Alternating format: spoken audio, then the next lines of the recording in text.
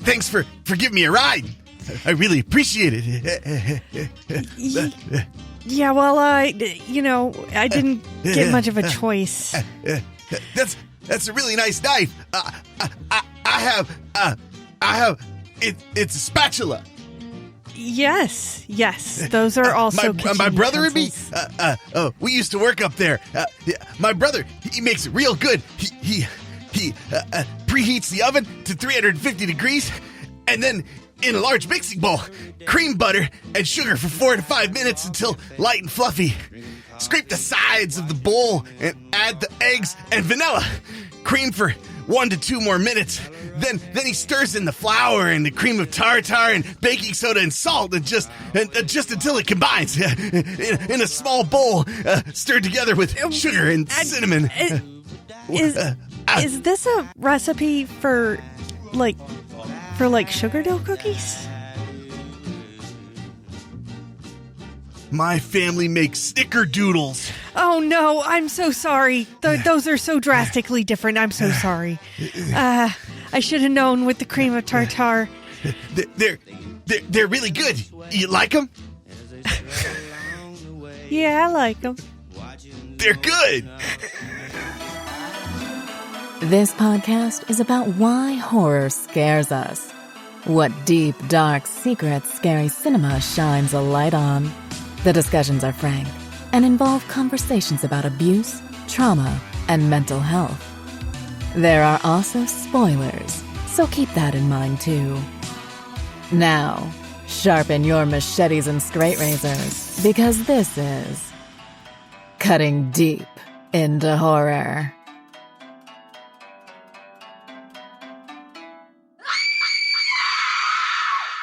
Hello, my spookies, and welcome back to Cutting Deep into Horror, the show where I do character voices with a sore throat that are really unwise. I thought you were going to die. I really did. I mean, I was having fun with it at the time. I was channeling like me in high school. I used to do my Hitchhiker and Chop Top impressions like constantly in high school. It's really good. You like it? You know, I would do that. I can see constantly. why you were so popular. Oh, well, and the corn bugs constantly. Oh, well, no. People would not let me, like, the CD player would be open to everyone but me at, like, get-togethers and in cars and stuff because of my taste. But I'm, of course, here with my Cutting Deep into Horror co-host, Rachel Rodolfi. And we're sitting here on Black Friday. Well, that's when it airs. You right. And we're time travelers, folks. We figured, except that we can only travel forward in time and only in the speed that time moves. Don't think about it too hard. We're time travelers. I never said I was thinking. But to be extra jovial for the holiday of Thanksgiving, we are watching a film all about a family dinner. I mean, it culminates in a family dinner. And that is the Texas Chainsaw Massacre from 1974, directed by Tobe Hooper and written by Tobe Hooper and Kim Henkel. And this is, bar none, without a doubt, one of my all-time favorite horror movies. And I've said that a lot on this show. We've covered several movies that were very formative to me. Evil Dead and Candyman and Nightmare on Elm Street. I mean, Evil Dead and Nightmare on Elm Street, that was just me talking about being a kid, basically. And this is not going to be much different in that way. But no, I'm glad you enjoyed the snickerdoodle recipe. That was great. No, you had me too, because as you said, cream the butter and sugar, and I was like, wait a second, I know what this is. You just had to interrupt, though, huh? Also, I picked cookies, which is probably one of your key powers. Yeah, is cookie making. Yeah, or maybe I'm wrong. I don't know. You make some pretty good cookies. So, but not only is Texas Chainsaw Massacre a great immediately post-Thanksgiving show topic, but it also has a family tie to me because of all the films that I've watched and loved as a young man. only 2 of the big favorites were brought to me by family members.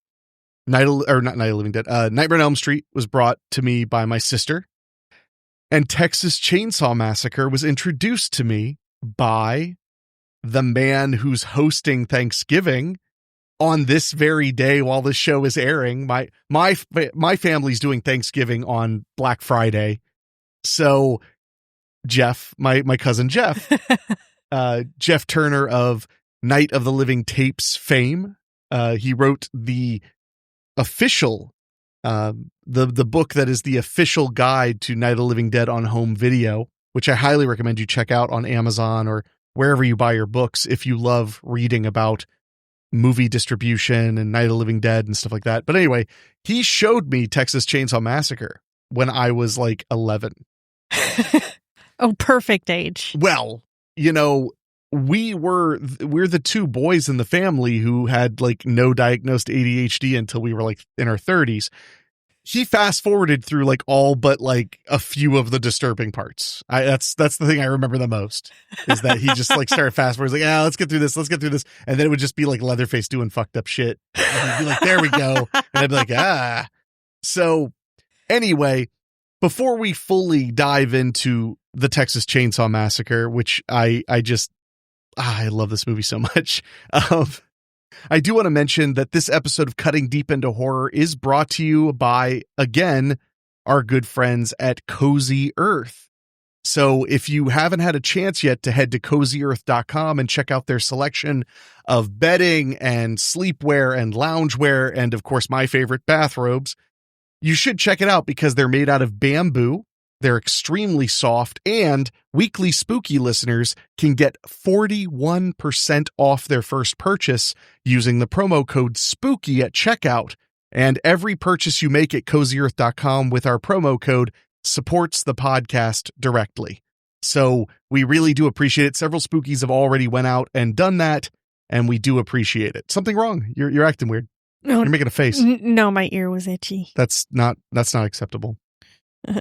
But that's CozyEarth.com, promo code SPOOKY, and a huge thank you to the spookies who've already went there and got themselves something comfy for the winter months coming up. And a big thank you to Cozy Earth for supporting the program. So before we dive into the plot and the legend of Texas Chainsaw Massacre, because there is so much to this film in so many ways.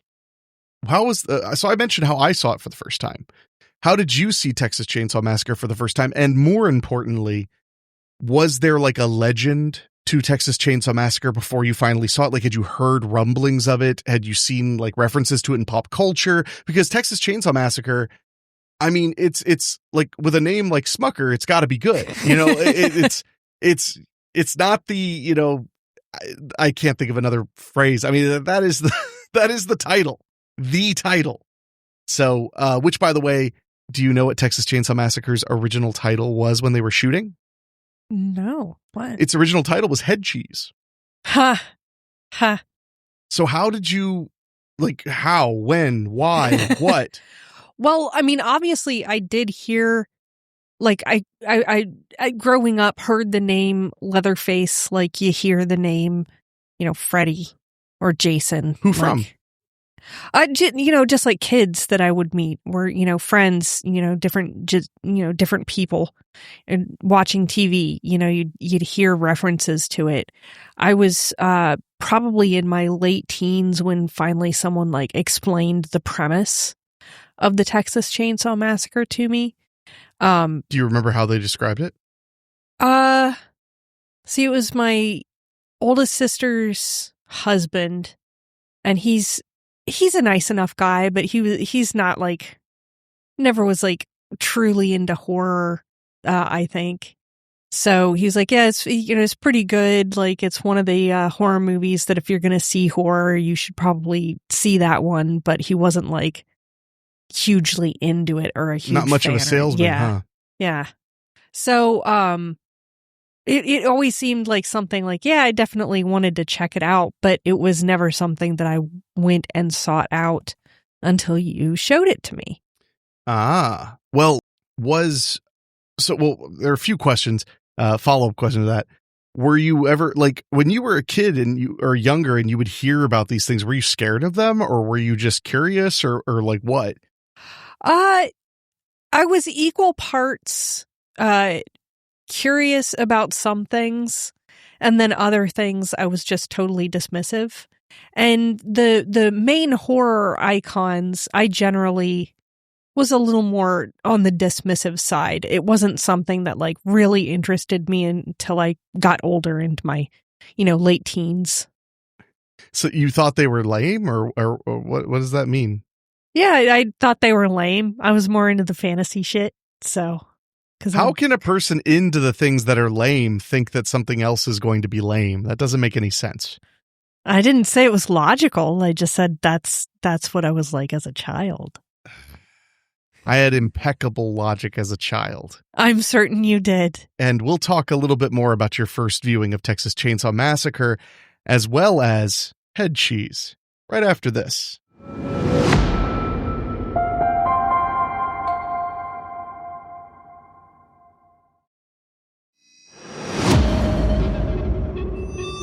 When I was a kid, Texas Chainsaw Massacre was on par with, like you were saying, like the icon movies, Nightmare on Elm Street, Friday the 13th, Halloween, Child's Play, stuff like that. But it was kind of considered different. It was considered down and dirty. It was considered like grosser and more heinous. Like you would expect to see Friday the 13th Part 3 on cable, but never Texas Chainsaw Massacre. That was only on pay television. And I remember two films I was most nervous and excited to see were Evil Dead, which I was positive would be too scary, like would scare the hell out of me, which it did, but I was like afraid to watch it. And then Texas Chainsaw Massacre, which I was kind of afraid to watch as well, because I thought it was going to be just like the grossest movie ever made. Which it isn't. That's the funny thing. I mean, it's got a lot to be afraid of and a lot to be disturbed by, but it was almost PG rated. Yeah. It just barely got pushed to an R. This was, for those listening who are like, what? This was before PG-13. That didn't exist until the mid 80s. So literally it was like, is it going to be PG or is it going to be R? And that was it. So Texas Chainsaw was really close to being PG. And it has very little blood in it. And honestly, until I saw it on Blu-ray, I never knew there was any blood splattering in it at all. And on the 4K, you can really see, but it's still really subtle. Yeah. It's not a gory movie or a gruesome movie. And there's a whole thing where people say they believe that, like, they see the meat hook, like, stick into the girl when she gets put on the meat hook. No, like, there are people who are like, I swear when I was a kid, I must have watched, like, a different version. And it's like, no, it was just good filmmaking. Yeah. So you imagine the heinousness. You never get to see it. Although the real horror was that her harness holding her on the meat hook was made out of nylon stockings, so it could fit under her costume. So it did not feel great when it was holding her up. Anyway, so what were your thoughts when you first ever sat down and watched Texas Chainsaw Massacre? It's when I think it was probably one of the horror movies that you showed me when it really started to click for me what good horror is. Because I believe that we watched Halloween first, and then it was Friday the 13th, and then it was Nightmare on Elm Street. Have you seen all the Friday movies? I'm not sure if I've ever shown you all of them. Yeah, I feel like because we've even seen, like, where's the one where Jason goes to New York? Jason Takes Manhattan. That's part 8. Yeah, we've seen that one, and we've seen. Have you seen Jason Goes to Hell? Yeah. Have you seen Jason X? That's the one in space, right? Yep. Yeah. Have you seen Freddy vs. Jason? Yeah. Okay, I guess you have seen them all. I just want to make sure. God. So yeah, we got through all of those. And so I was really starting to understand, like, the pop culture side of horror as, just entertainment. But then seeing the Texas Chainsaw Massacre is when I was like, oh, this is what horror is as art. if that makes sense. So you think of Texas Chainsaw as artsy? Yeah, a little. Yeah. I mean, that wasn't a challenge. I mean, that's in the eye of the beholder, especially. It does have some artsy elements to it. It was made by college students, but also you never saw Texas Chainsaw Massacre the way most people saw it for the first time if it wasn't in the theater, which was on like a horrible looking VHS where the entire chase scene at the end at night is like almost impossible to see. Yeah, that's fair. The film looks, I mean, it still is pretty scary, and even in its heavily remastered stages, but it is very, very, I don't know.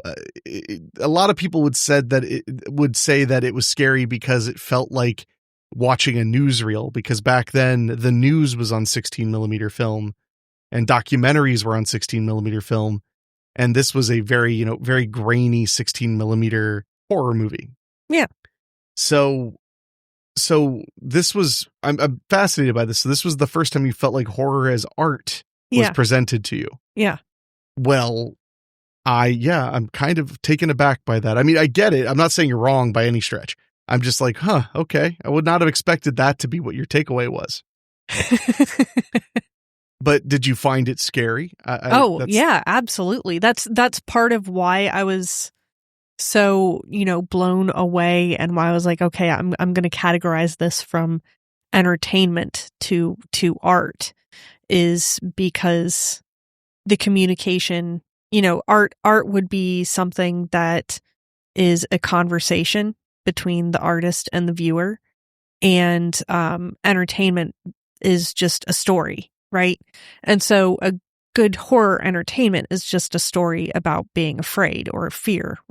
But art that is horror related is a conversation with the creator about fear. And I feel that's what Tobe Hooper did a really great job, is the whole time it's not just a story about what happens. It's also a mirror where you kind of have to look at yourself, because a great example is those people who, the first time they saw it on a grainy VHS and you can hardly see a thing.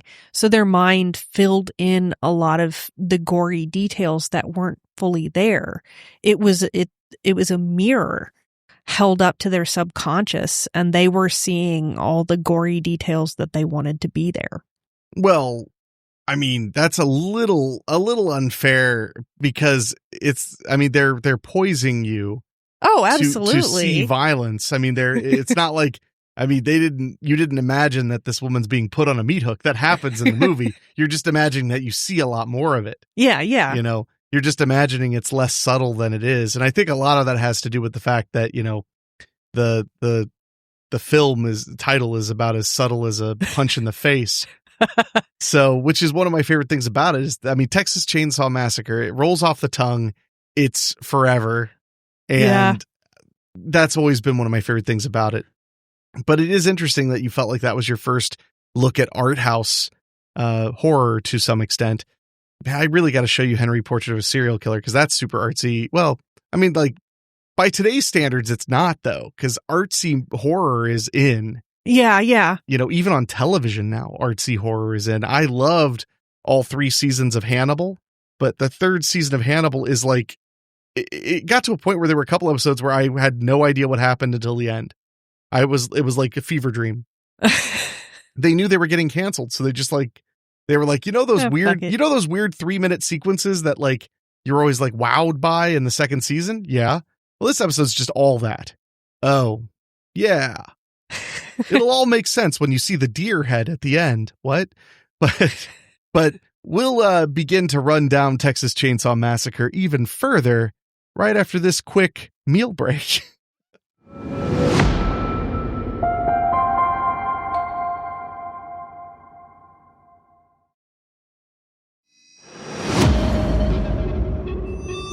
So, the Texas Chainsaw Massacre.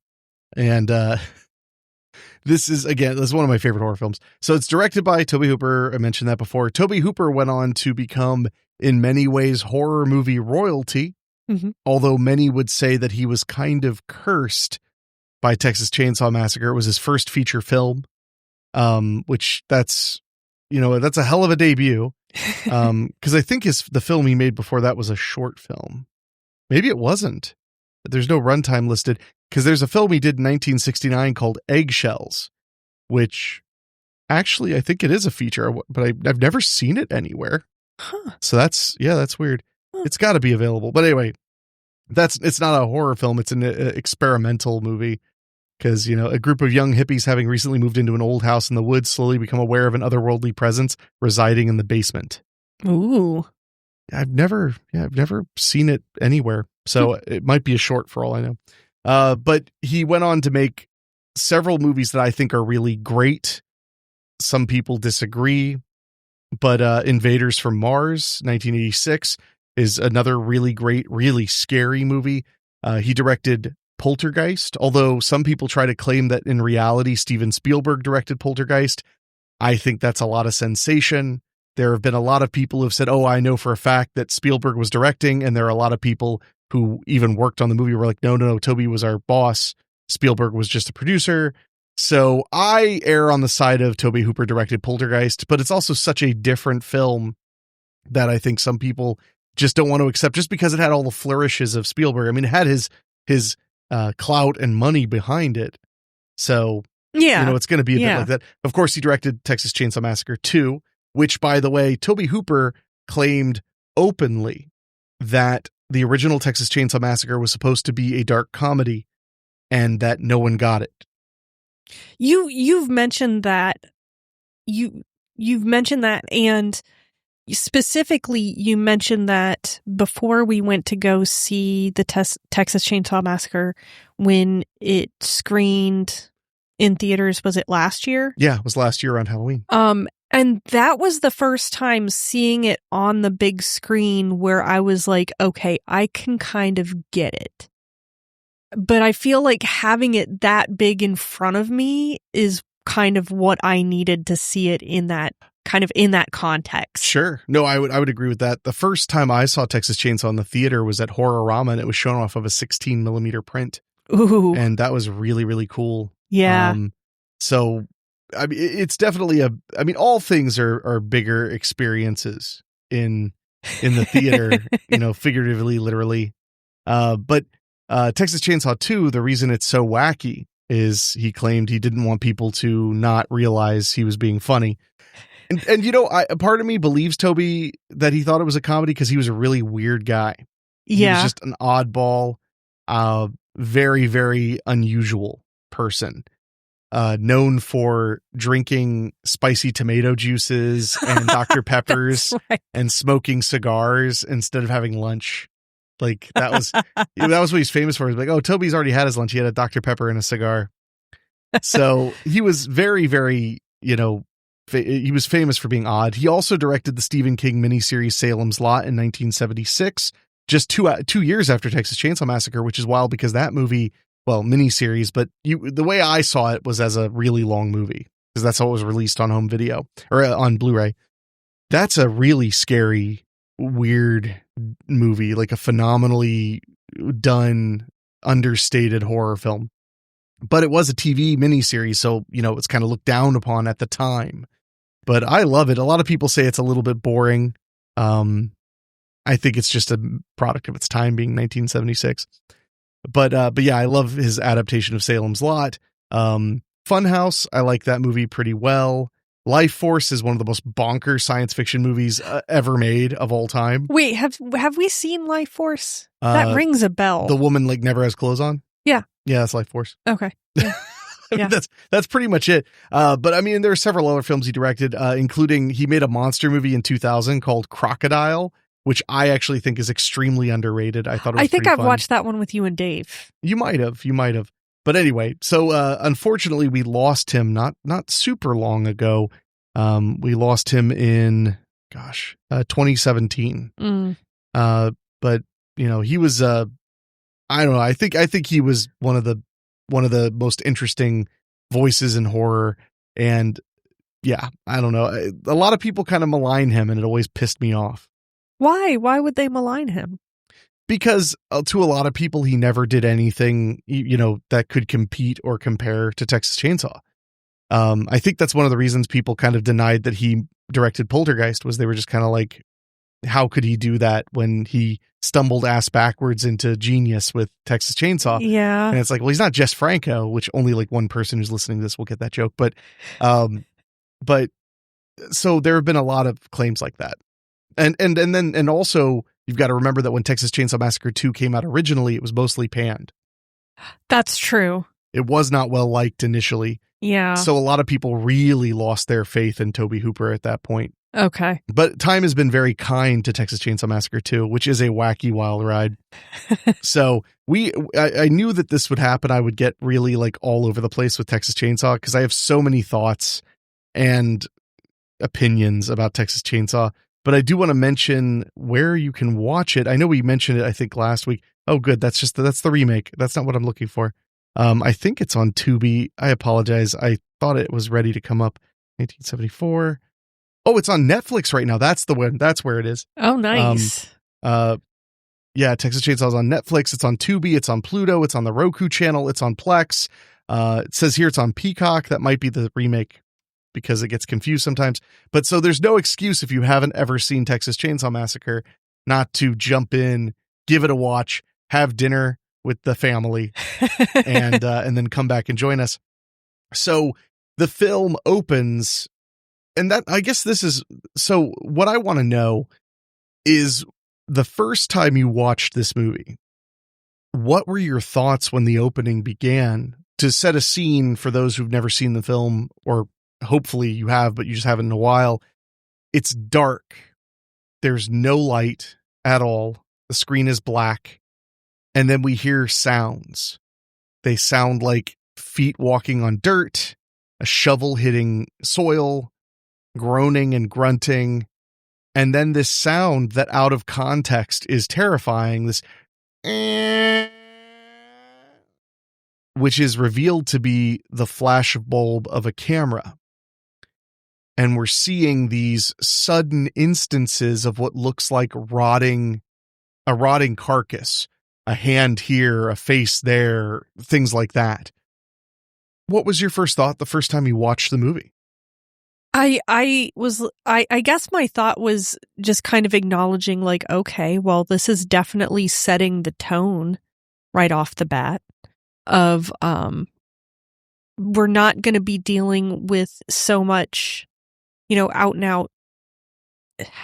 We're dealing more with the sense of like moral decay than anything else is what I started thinking, because, as going a little further into the opening sequence of the movie, as we are seeing like all of these rotting body parts, then we're seeing them for split seconds. Yeah, I mean, they're flashing up and then fading away very, very quickly. But then that's when we start hearing the voice kind of going over the news about all these grave robbings that have been going on and these instances of graves being disturbed. And like rural Texas is kind of in a stranglehold of panic almost, because everyone's afraid of their loved ones' graves being disturbed. And the whole time he's explaining that, either we're, at first we're just seeing these flashes of decaying body parts, and then we see a body that is actively decaying that's kind of been set up almost like an effigy in a cemetery. Just there. It's been put on top of a large headstone, and it's probably more than one body. It's definitely morbid doodling with human remains, which is very reminiscent of Ed Gein, who was one of the inspirations for several elements of the film, and we'll talk about that a little bit more as we go on. But yeah, so and we reveal that we see this heinous image, and then also that we're hearing the radio news, mm-hmm. and then it shifts over to talking about how there's no gas in Texas, how some oil fields were having trouble, and now shipments are late and people aren't able to get their gasoline, which also plays into the story and was also a real problem in the 1970s. And who knows what kind of trouble can happen when you have to stop somewhere and can't get away. Well, we'll find out after this.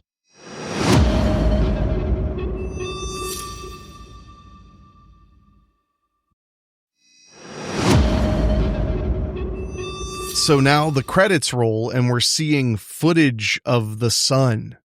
This weird, I don't know if there's a specific term for it that I don't know, but it's images of the sun, these incredible like satellite images of the sun. So we're seeing this giant ball of burning gas and this very avant-garde sounds, not music, sounds. And I remember the first time I watched the film, I was so scared the moment the movie started. It took me years to really fully, and I was very young, for me to really fully realize that the opening is literally just the sound of him digging up graves and taking photos, because I was just so overwhelmed by how scary the sounds were. It didn't even, pardon the pun, click that it was a camera taking the pictures, even though that's exactly what it sounds like. It was just so shifted and changed. But also, I can't believe I almost went over this. There's also a narration at the beginning.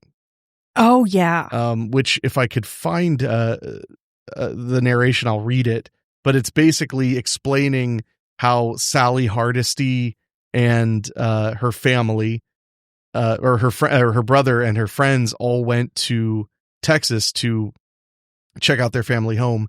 Here it is. The film in which you are about to see is an account of the tragedy which befell a group of 5 youths, in particular, Sally Hardesty and her invalid brother, Franklin. It is the more tragic that in that they were young, but had they lived very, very long lives, they could not have expected, nor would they have wished to see, as much of the mad and macabre as they were to see that day. For them, an idyllic summer afternoon drive became a nightmare. The events of that day were to lead to the discovery of one of the most bizarre crimes in the annals of American history, the Texas Chainsaw Massacre. Hell of an opener. It really is. It really is. Done by the famous comedian actor John Larroquette. That was one of his the earliest things he'd done. Famous for Night Court and tons of movies and TV shows. So all of that sets the stage that you're going to be freaked out.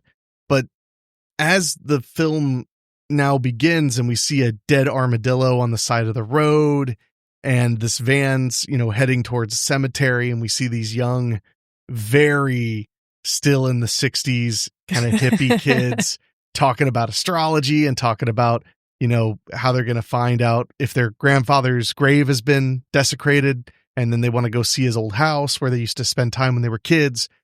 The thing that I notice immediately is the movie just feels hot.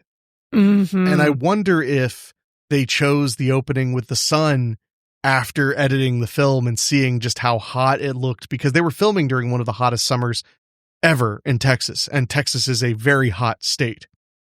So it was constantly, sweat and stink and food rotting because it had been left out, and it just hellish. So I do feel like the movie's like thick with that. Every shot, you feel like you're kind of there in this obscenely hot, muggy, oppressive Texas summer. And that's not even the horror part yet. It not only does it feel hot, it feels hot and sticky, and it feels like it should all just smell kind of bad. Yeah. Like there are very few films where I feel like, oh, this film would have a particular smell to it, but no, the Texas Chainsaw Massacre is one of them where I feel like, nah, it would just smell bad. Yeah, definitely. So, and the atmosphere, like, I feel like in horror, especially once you got into like the 80s, 90s, as horror has been established as a genre, some things like get kind of campy or, you know, get kind of cheesy. But this was at such the forefront of horror that things hadn't gotten stale yet as far as visual aesthetics. So it feels like they were really exploring the grounds of how gross and skeezy can we make everything feel on screen. Well, very few horror films in that time period had been made in that kind of rough look. Even though there were films being made on 16 millimeter all the time, there's just something about it that is different. And a lot of that credit needs to go to Daniel Pearl, the cinematographer, who that was his first feature film. And he, of everyone who worked on Texas Chainsaw Massacre, he has had the largest career, bar none. Like, no, there's no competition there. I mean, he has DP'd so many movies. I'm not even finding the full list, but I mean, he did oddly enough, one of the most fascinating, he did the remake of Texas Chainsaw Massacre in 2003, which is a major, you know, studio movie. He did Pathfinder, Captivity, Aliens vs. Predator, Requiem, the Friday the 13th remake, The Apparition, No One Lives, which were in 2012, The Boy in 2016. And this is a horrible list because he's done way more movies than this list. And most of the movies he does aren't horror movies. I don't know why Wikipedia decided to give me such a list, but he shot tons of music videos, tons of commercials. He's really just a workhorse who's made so many interesting films. He has 313 cinematography credits on IMDb. And wow. See what I mean? Like that selection was so stupid. Like the most recent things he did were like the Mariah Carey TV special, Merry Christmas to All, and Nicki Minaj, Super Freaky Girl. You know, he did do The Intruder in 2019, which is actually a pretty cool movie. And Mom and Dad. Wow, that's a really good movie too. So, I mean, he's been working like crazy for a very, very long time. God damn. And I do think he's one of the reasons that the movie looks so good. I don't think it's, you know, an accident that there was so much attention and detail. And there are a lot of nerdy reasons for the movie to look the way it does. They shot on high grain 16 millimeter film so that there would be enough detail to blow it up to 35 millimeter to distribute it in theaters. And because of that high grain, we got a very different look. Yeah. And because of the high grain, the film required an immense amount more light to expose, which caused hotter lights and more time in heat. So it all kind of fed into itself. But yeah, there's no doubt that you really feel like you're kind of in this very unpleasant part of Texas. And now we're going to meet our main characters and find out exactly what the hell they're even doing out here, other than seeing horrors of the macabre that they would never imagine, right after this.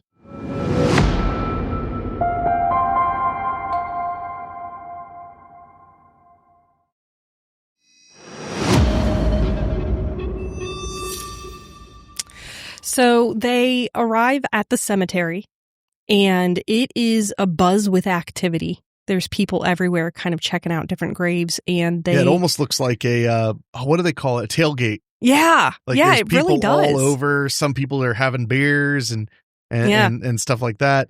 And yeah, it's another one of those things that's just kind of surreal in the movie. Yeah. One of many things.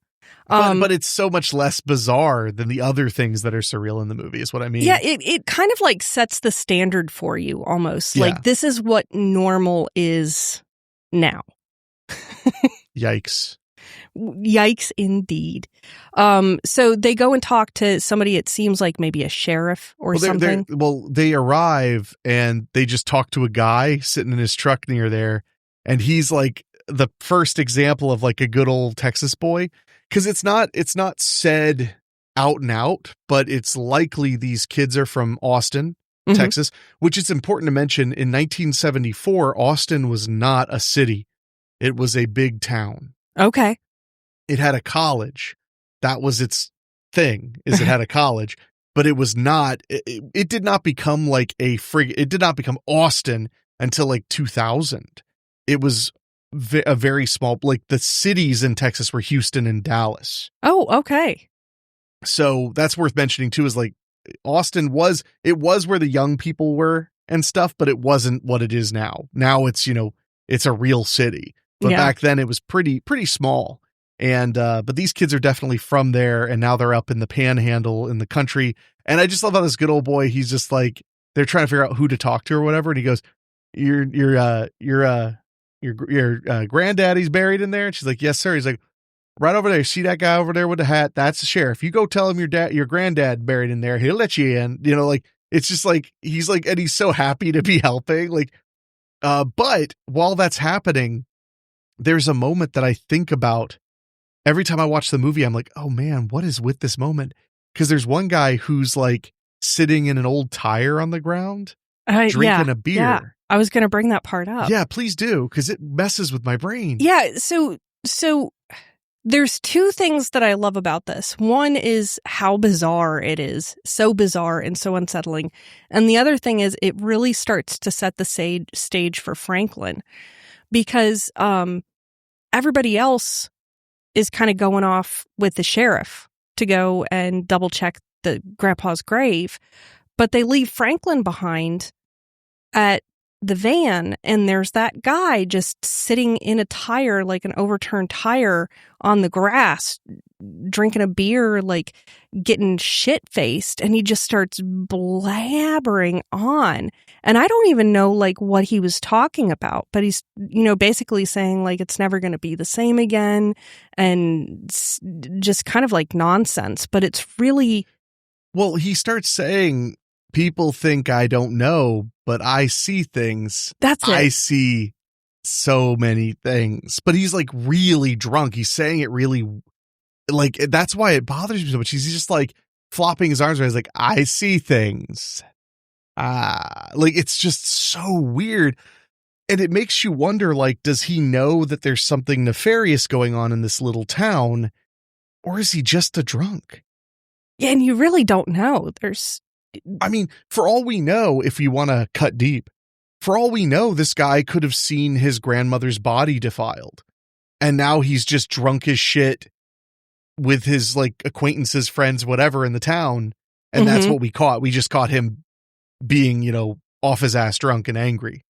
Or it could be that he knows something more is going on. Who knows? But I will say, I've always thought that there's no way the people in this little town know about what's going on in that little farmhouse, because they would just go out there and kill them. Oh yeah. Like they just would. They would get a posse together. Well, or think of it like this, because in those small little communities, how often will people just kind of turn a blind eye because it doesn't directly affect them? So we kind of get the idea, and obviously like this is jumping way ahead, but we kind of get the idea that generally the family preys upon travelers. Of course.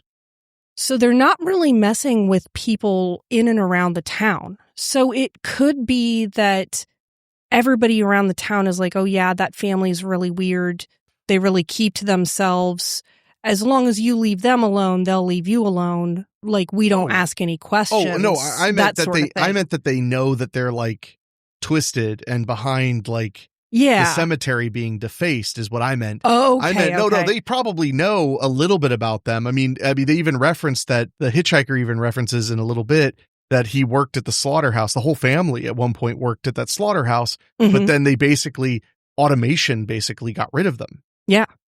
Which is one of the interesting subtexts of this movie is some people believe that Tobe Hooper was telling a story about what happens when you abandon the blue collar, like what happens when you abandon workers and they have nothing else, like they just figure out another way, or what have you. Okay. So I don't know how much I buy into that, but I mean, there are a ton of like really odd theories, because one thing worth mentioning about Texas Chainsaw Massacre is there is no out and out depictions of cannibalism.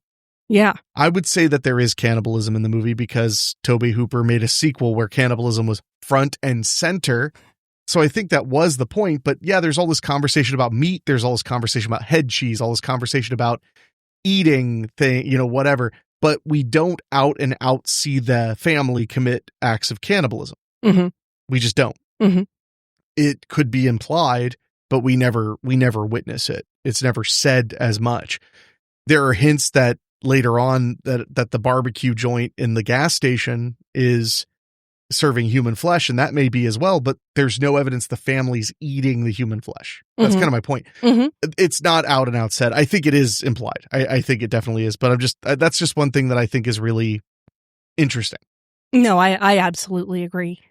So yeah, we've got this just crazy sequence, and now they're back in the van, and now they're talking about wanting to go see Granddad's house, which is out this way. And they used to come there in their summers and all this. And this is something that always kind of connected with me because your family's all like around here. Mm-hmm. I mean, like relatively, like within an hour or two max, right? Mm-hmm. See, growing up, my grandparents were in Connecticut and my father was in New Hampshire and I was in Dayton, Ohio. So long car rides to very different places, but not very often, was a normal thing. So I always kind of identified with the whole, like, yeah, we want to go to the place we used to see every summer because I used to see my grandparents every summer, stuff like that. I don't know. It's just a little side note. It used to make me think of growing up, but thank goodness this is the only part of the film that makes me think of what it was like growing up for me, because things are about to get a lot darker after they see a gentleman hoofing it on the side of the road that could use a ride. And he just so happens to be outside the old slaughterhouse. And we'll talk about that after this.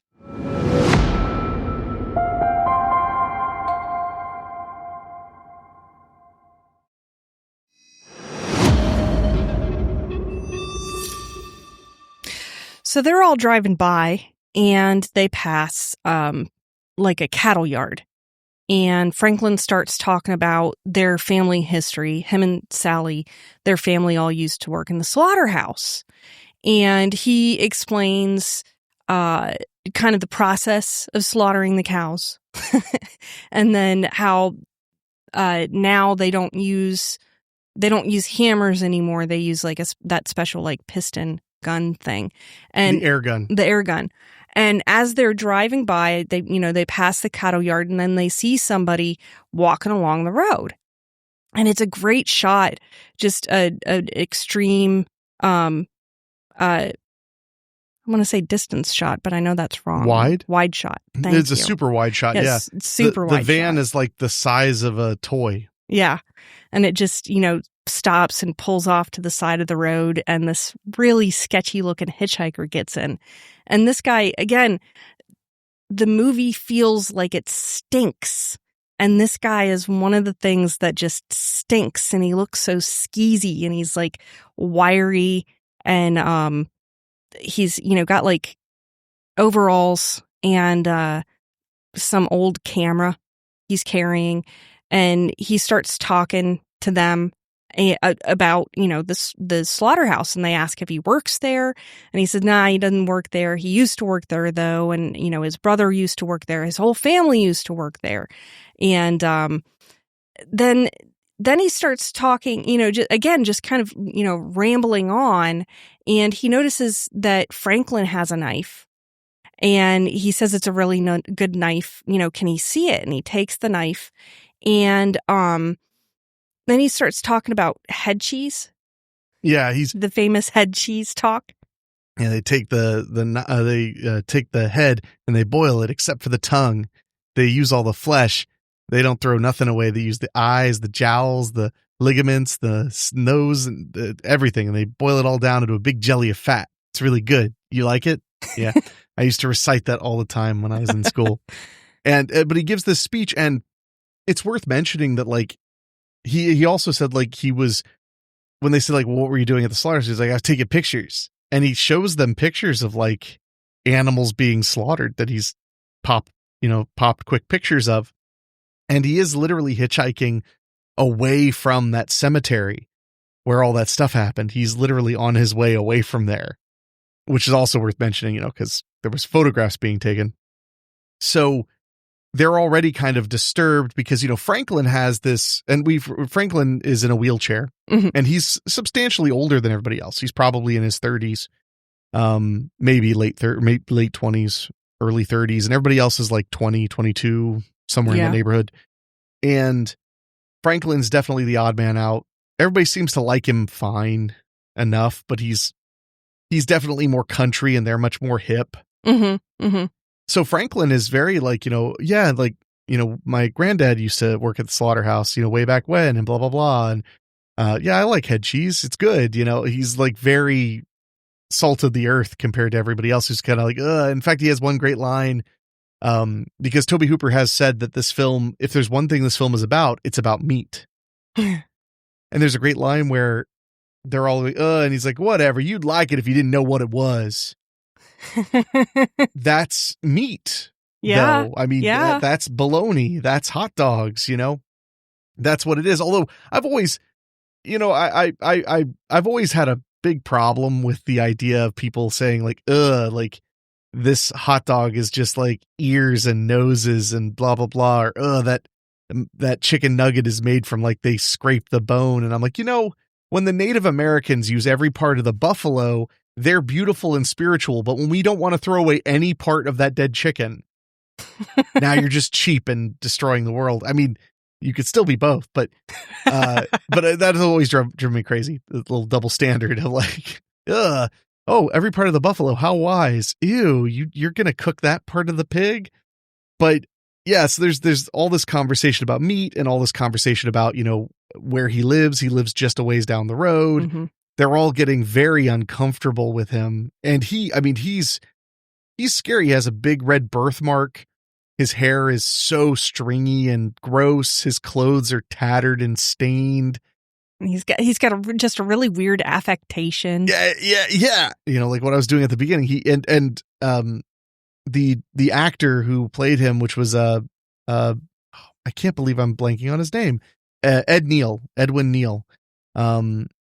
Edwin Neal said that the inspiration for how the hitchhiker talked came from a close family member, or a distant family member rather, who had schizophrenia so badly that he lived in a home for people who were, disturbed. So he went and visited him and just listened to him talk and then did an impression of that. Because Ed Neal, from what I understand, was mostly a comedian prior to being in Texas Chainsaw Massacre. And he went on to have a surprisingly decent career. He did a few little movies here and there, but he did a ton of voice work, tons of like anime redubs and video games. He was also in JFK in 1991, which was a very big movie. Lots and lots of stuff, and super nice guy. I've met him at a bunch of conventions. He's really, really funny. He has a great sense of humor about being the hitchhiker. But yeah, so I mean, he really is scaring the hell out of these kids, and he's kind of like the ultimate example of like everything that they don't understand and kind of think they're better than, which is rural life and eating meat, and because there's this whole mentality of like, if I don't have to see it being done, then I'm better than it. Yeah. And that's a real problem that people in, well-developed societies have, is it's like, I never have to see where the toilet flushes to, so I'm good. Yeah. I never have to see where the cold cuts come from. They come from a box, and that's something I struggle with a lot, because sometimes when I really think about it, I don't think I should eat meat anymore. I haven't gotten there yet, but I've thought about it, and I've went really long periods without eating meat, because sometimes I'll think about it and be like, the reality is really ugly. Yeah, it really is. But I think denying it and still participating in it is pretty lame. But I also get why people don't want to see that, because it's heinous. Yeah. So, but yeah, the hitchhiker is a fascinatingly eccentric character. And if you think about it, he's not in that much of the film. Yeah. He has this incredible scene that we're talking about right now. And then he pops back up for like 2 more scenes, 3 more scenes. That's about it. Yeah. But he's terrifying And he just has this way about him because when they pick him up, do you remember why they picked him up? No, I don't. They literally said, like, he'll die in this heat. Oh, yeah. Yeah, they were just trying to be nice because they felt bad for him because they're all sitting in this van melting. Yeah. And this poor guy's walking in the blazing sun in the middle of the day. That's literally their thought is like, yeah, he's not going to make it. Yeah, he's going to asphyxiate in this heat. Or I don't think she said asphyxiate. She said something like that, like he's going to die in this heat, but like playfully. And literally when they're pulling up to see him, like Franklin calls him Dracula. Yeah. Like not to his face, but he says like, oh, great, we're going to pick up Dracula. But unfortunately, he's about to become a little bit more than just a playful eccentric. And we'll talk about that right after this.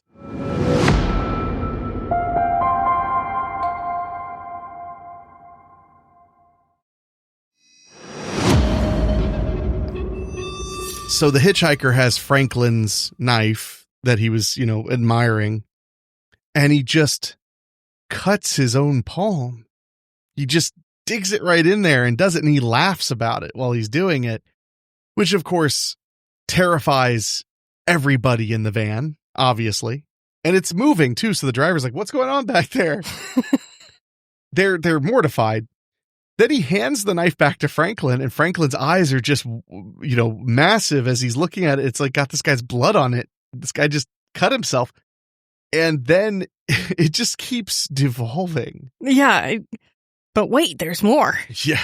Because now, as they're all like mortified, he takes a Polaroid of them. And he tells them like, it's a good picture. It's a really good picture. You'll give me $3. And they're just like, we don't want that. No, picture. And the picture's awful. It's like blurry and shit.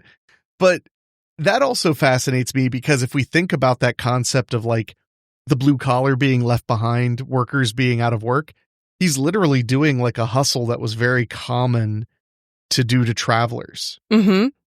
Made famous in Terminator when that little boy takes Sarah Connor's photo and then, wants $5 or his father will beat him is what he says. And her response is, good hustle, kid. That was a real thing. There was a really long period of time, especially the closer you got to the border, where people would like take your picture while you were traveling with the idea being, that since you're on a trip, you want to keep safe. Yeah. And also like you're doing a nice thing. Like this is a person who like doesn't have much, all they have is a Polaroid. But when they turn down his photo, he just pulls out this old piece of aluminum foil, lays it out, puts the photo on it. He looks mad, but not like rageful, just kind of disappointed. Yeah. He pulls out a little thingy and pours this like black dust on it. And then he lights it on fire and it turns out it's black powder. So it burns up the thing. Everybody screams. Then he folds up the tinfoil and puts it back in his bag. Everybody's now screaming, saying like, you need to get out of here. Or like, we're done with this. And he pulls out a straight razor and says like, I have this knife. And it's the tension in this scene is so good. But then eventually he just grabs Franklin and just cuts the shit out of his arm. They stop the van, they throw him out. And it is so, as they're driving away, he's just chasing after him, kicking, and he rubs his bleeding hand on the side of it while he's sticking his tongue out at them. Yeah. Yeah. It's really nuts. And I got to ask, what the first time you watched the movie, do you remember what you thought when that sequence was over? I was absolutely mortified because, and how much chainsaws terrify me. I've learned this last Halloween when we went to a few haunts. Yes. You really are afraid of chainsaws. They're loud and they're smelly. Yeah. And that's it. They're loud and they're smelly. I mean, obviously dangerous too. There's that. Yeah.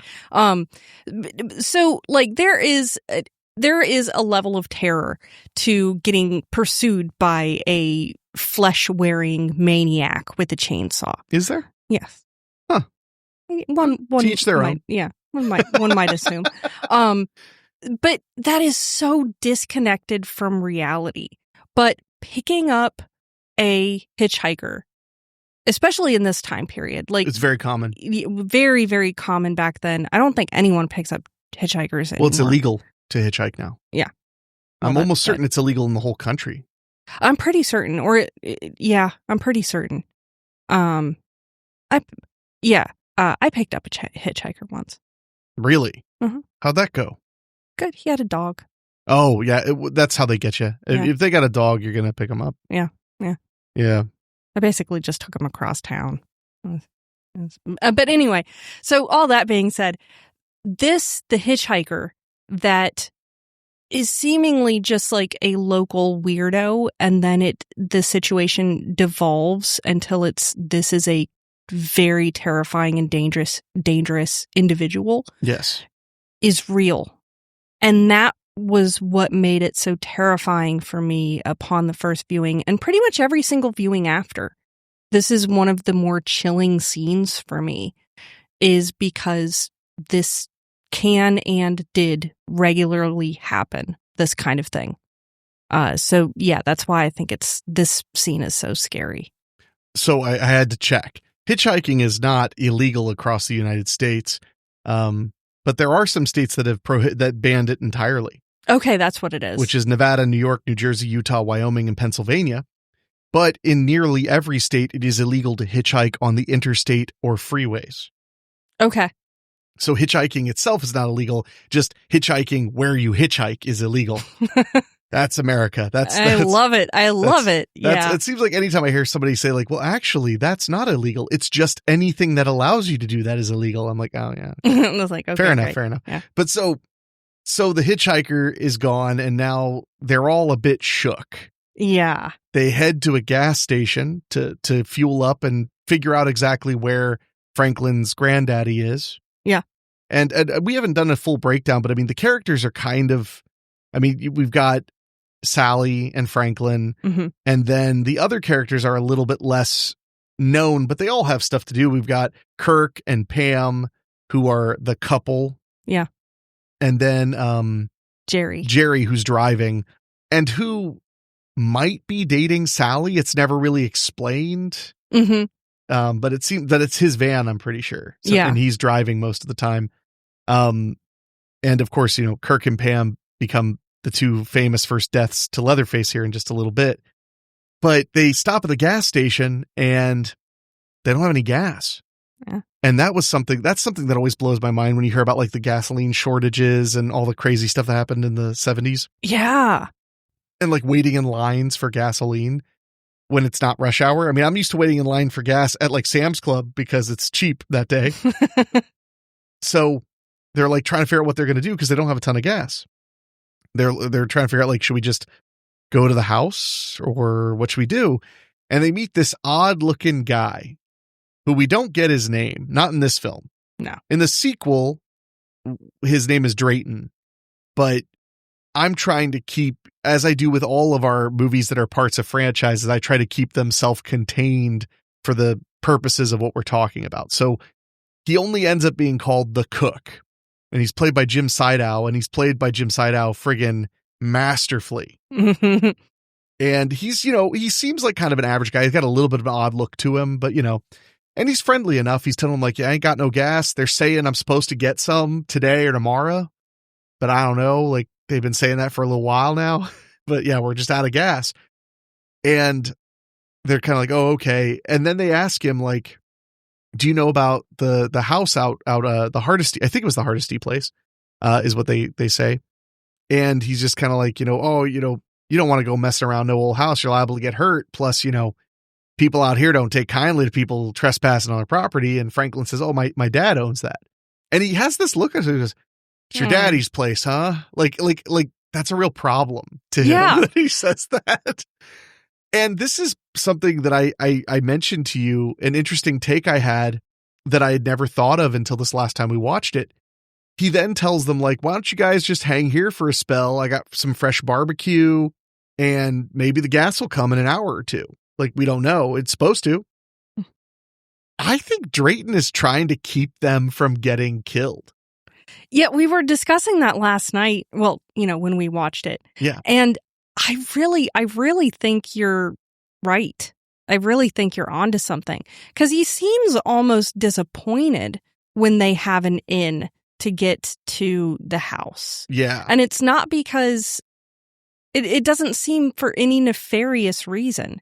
He just seems disappointed that he doesn't have like an easy way to deter them. Well, and there's another element of this which makes it even harder to believe, and we'll talk about that right after this.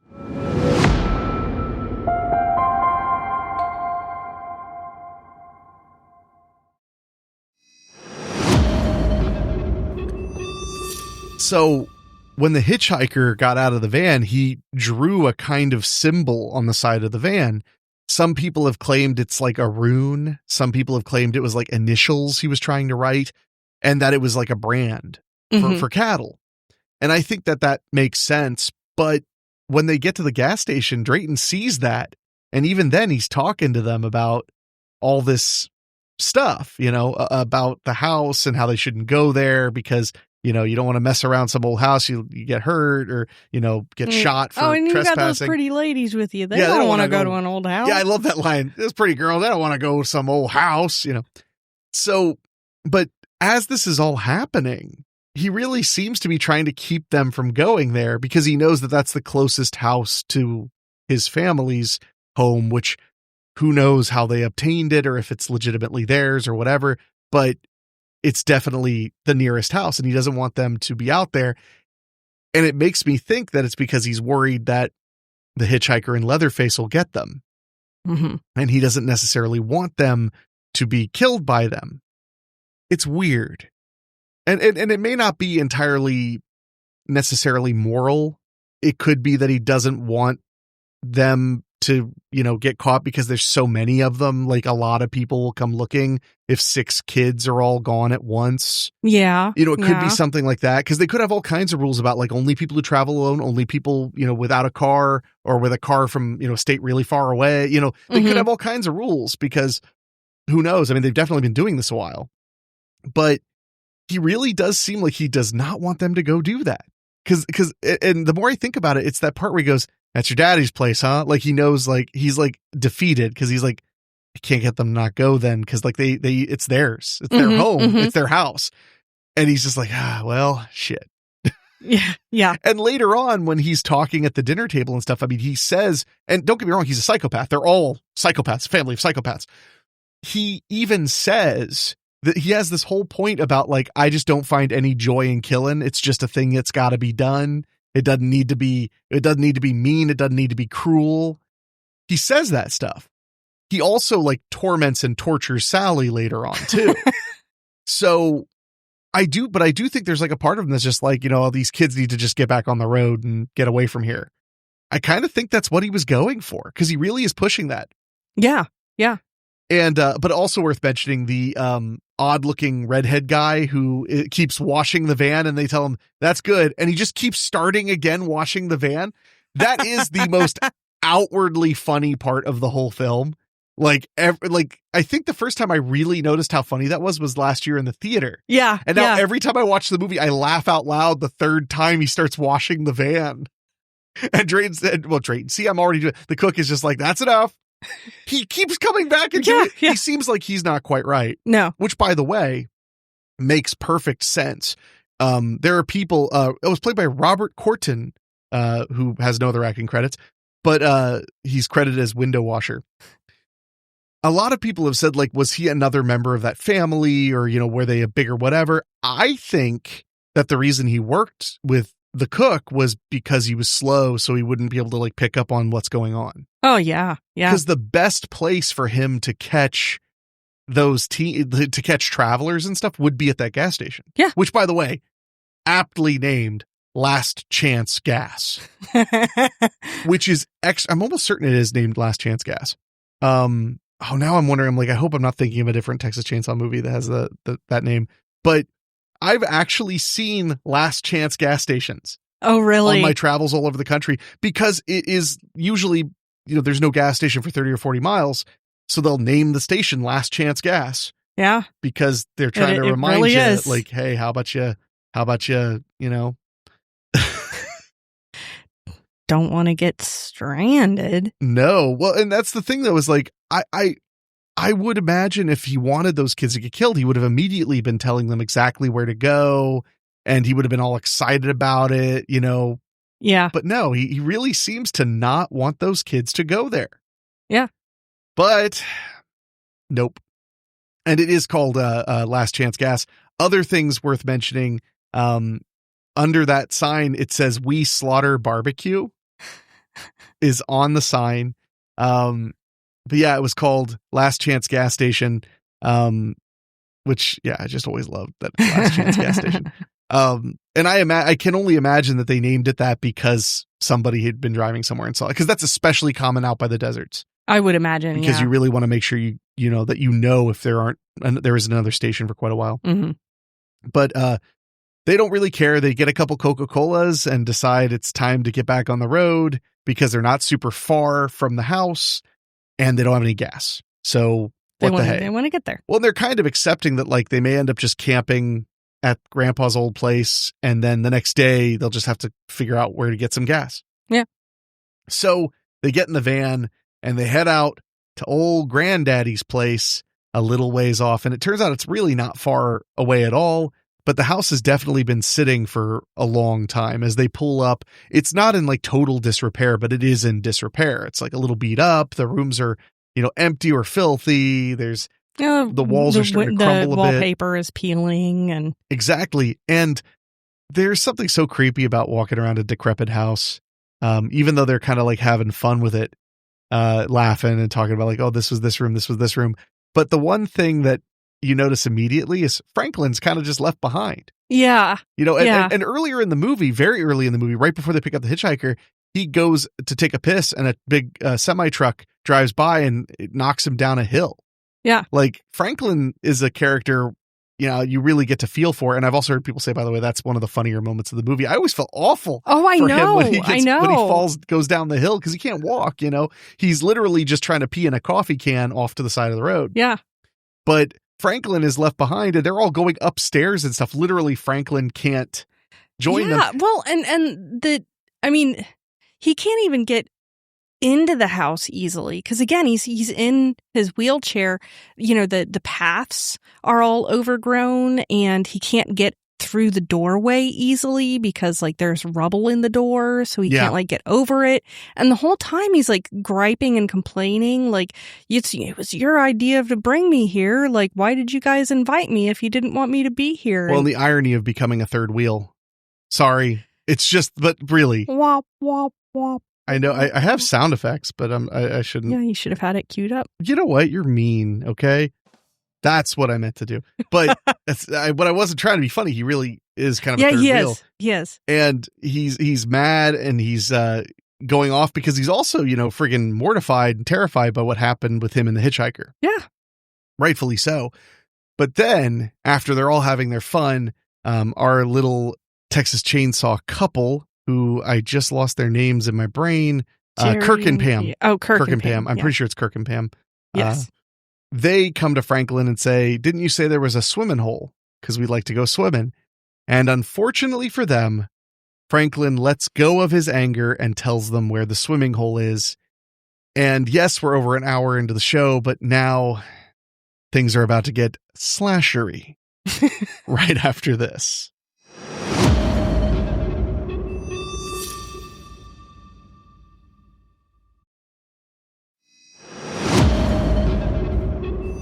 So they head on down to the swimming hole out a ways and find that it's completely bone dry. Shocker. It's one of the biggest, hottest summers ever.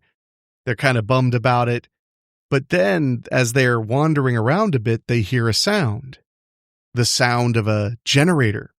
Uh-huh. Which makes sense because out that way, a lot of these homes are very isolated. So they're not going to be on the power grid. They're going to have their own generators.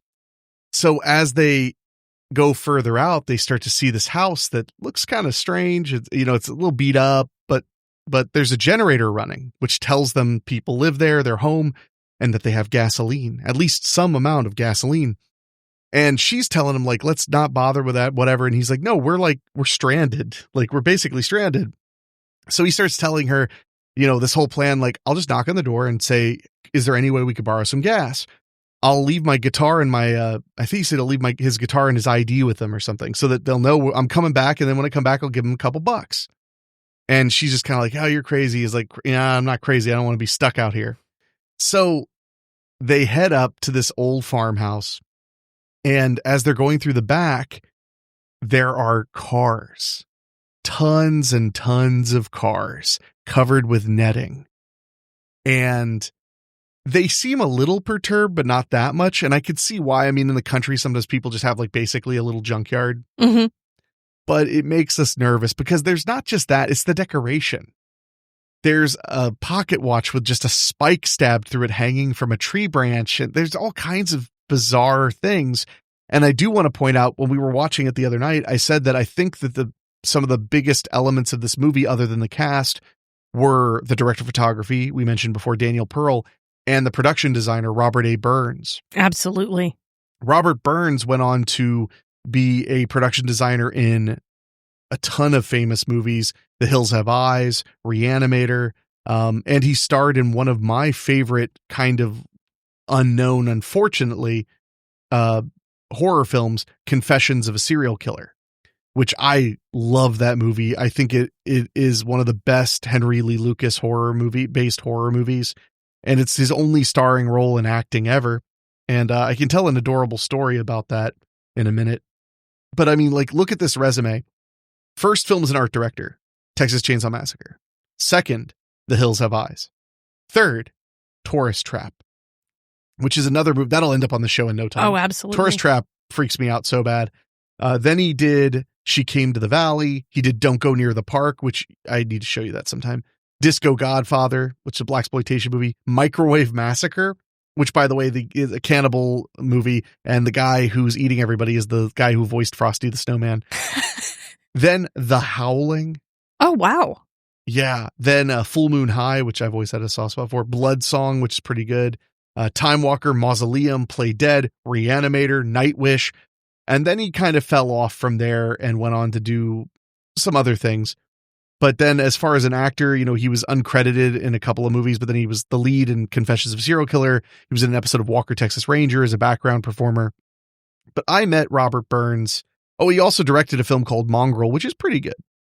Not a bad movie. Yeah. I liked it. But I met him at Cinema Wasteland when I was a teenager.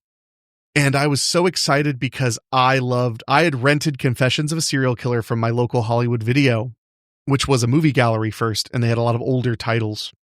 And he was there because of the Texas Chainsaw thing. There were a ton of people from Texas Chainsaw there. Gunnar Hansen, who played Leatherface, was there. Edwin Neal was there. A bunch of people. So when I walked up to him, I told him, like, I love Confessions of a Serial Killer. You know, I think it's a really scary movie. I really loved it.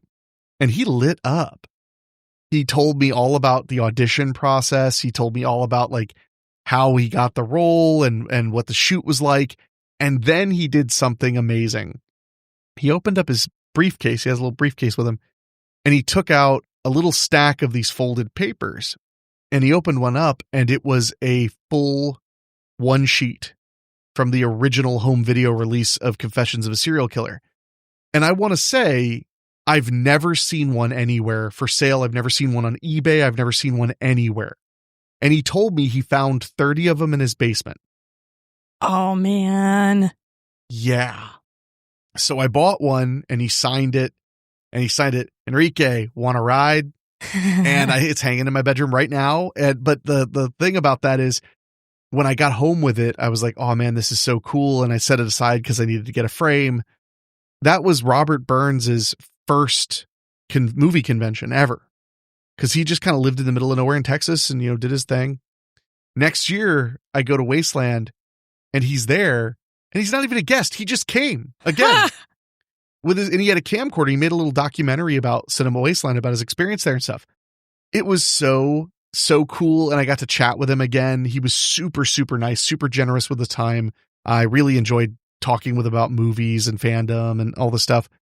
Unfortunately, about eight months later, he was diagnosed with terminal cancer, and he took his own life. Mm-hmm. And I remember when that happened, I was really, you know, I was shocked and I was very depressed. And when I moved about a year later, left Ohio, I told my mother, like, please put this poster somewhere safe.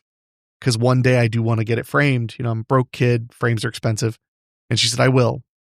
Moved back to Ohio. I never found it. I was like, it must have been one of the friggin' things that got lost in the shuffle, whatever, whatever. When I was fixing up the house to start living here on my own and getting roommates and stuff, I was going through the entire house, and in the tippy top of one of the main closets, next to the blueprints of the house itself, was my Confessions of a Serial Killer poster. Oh, wow. She really did put it in the safest place. She put it where she kept the blueprints of the house. Where she kept all the detailed stuff you needed for the house.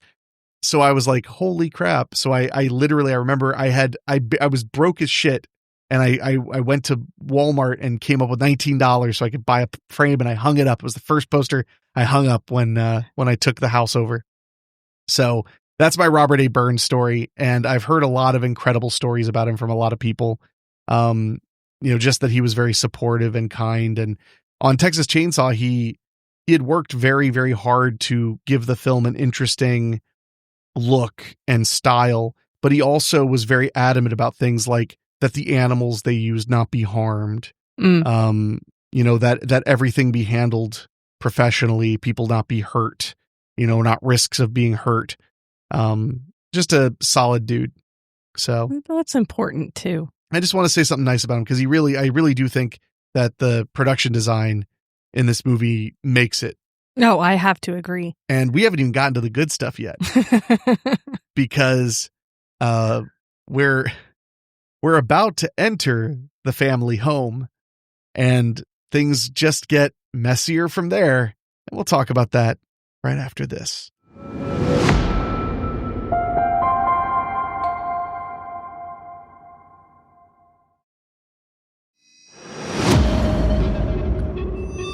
So they're trying to figure out if anybody's home, and I cannot believe I can't remember these people's names. And my page disappeared. Pam and Kurt. Kerr? Nobody's named. This is Rachel. Everybody, what is with my browser? Kirk. Kirk. Pam and Kirk. Pam and Kirk. Thank you. I don't know. I literally just have a Wikipedia page open and it just vanished. I don't know what's going on with this laptop. Gremlins. Man, it might be, but it might just be.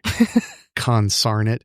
But he goes up and starts knocking on the door, and she goes over and sits in this little chain swing, or what would that be called? That's not a swing.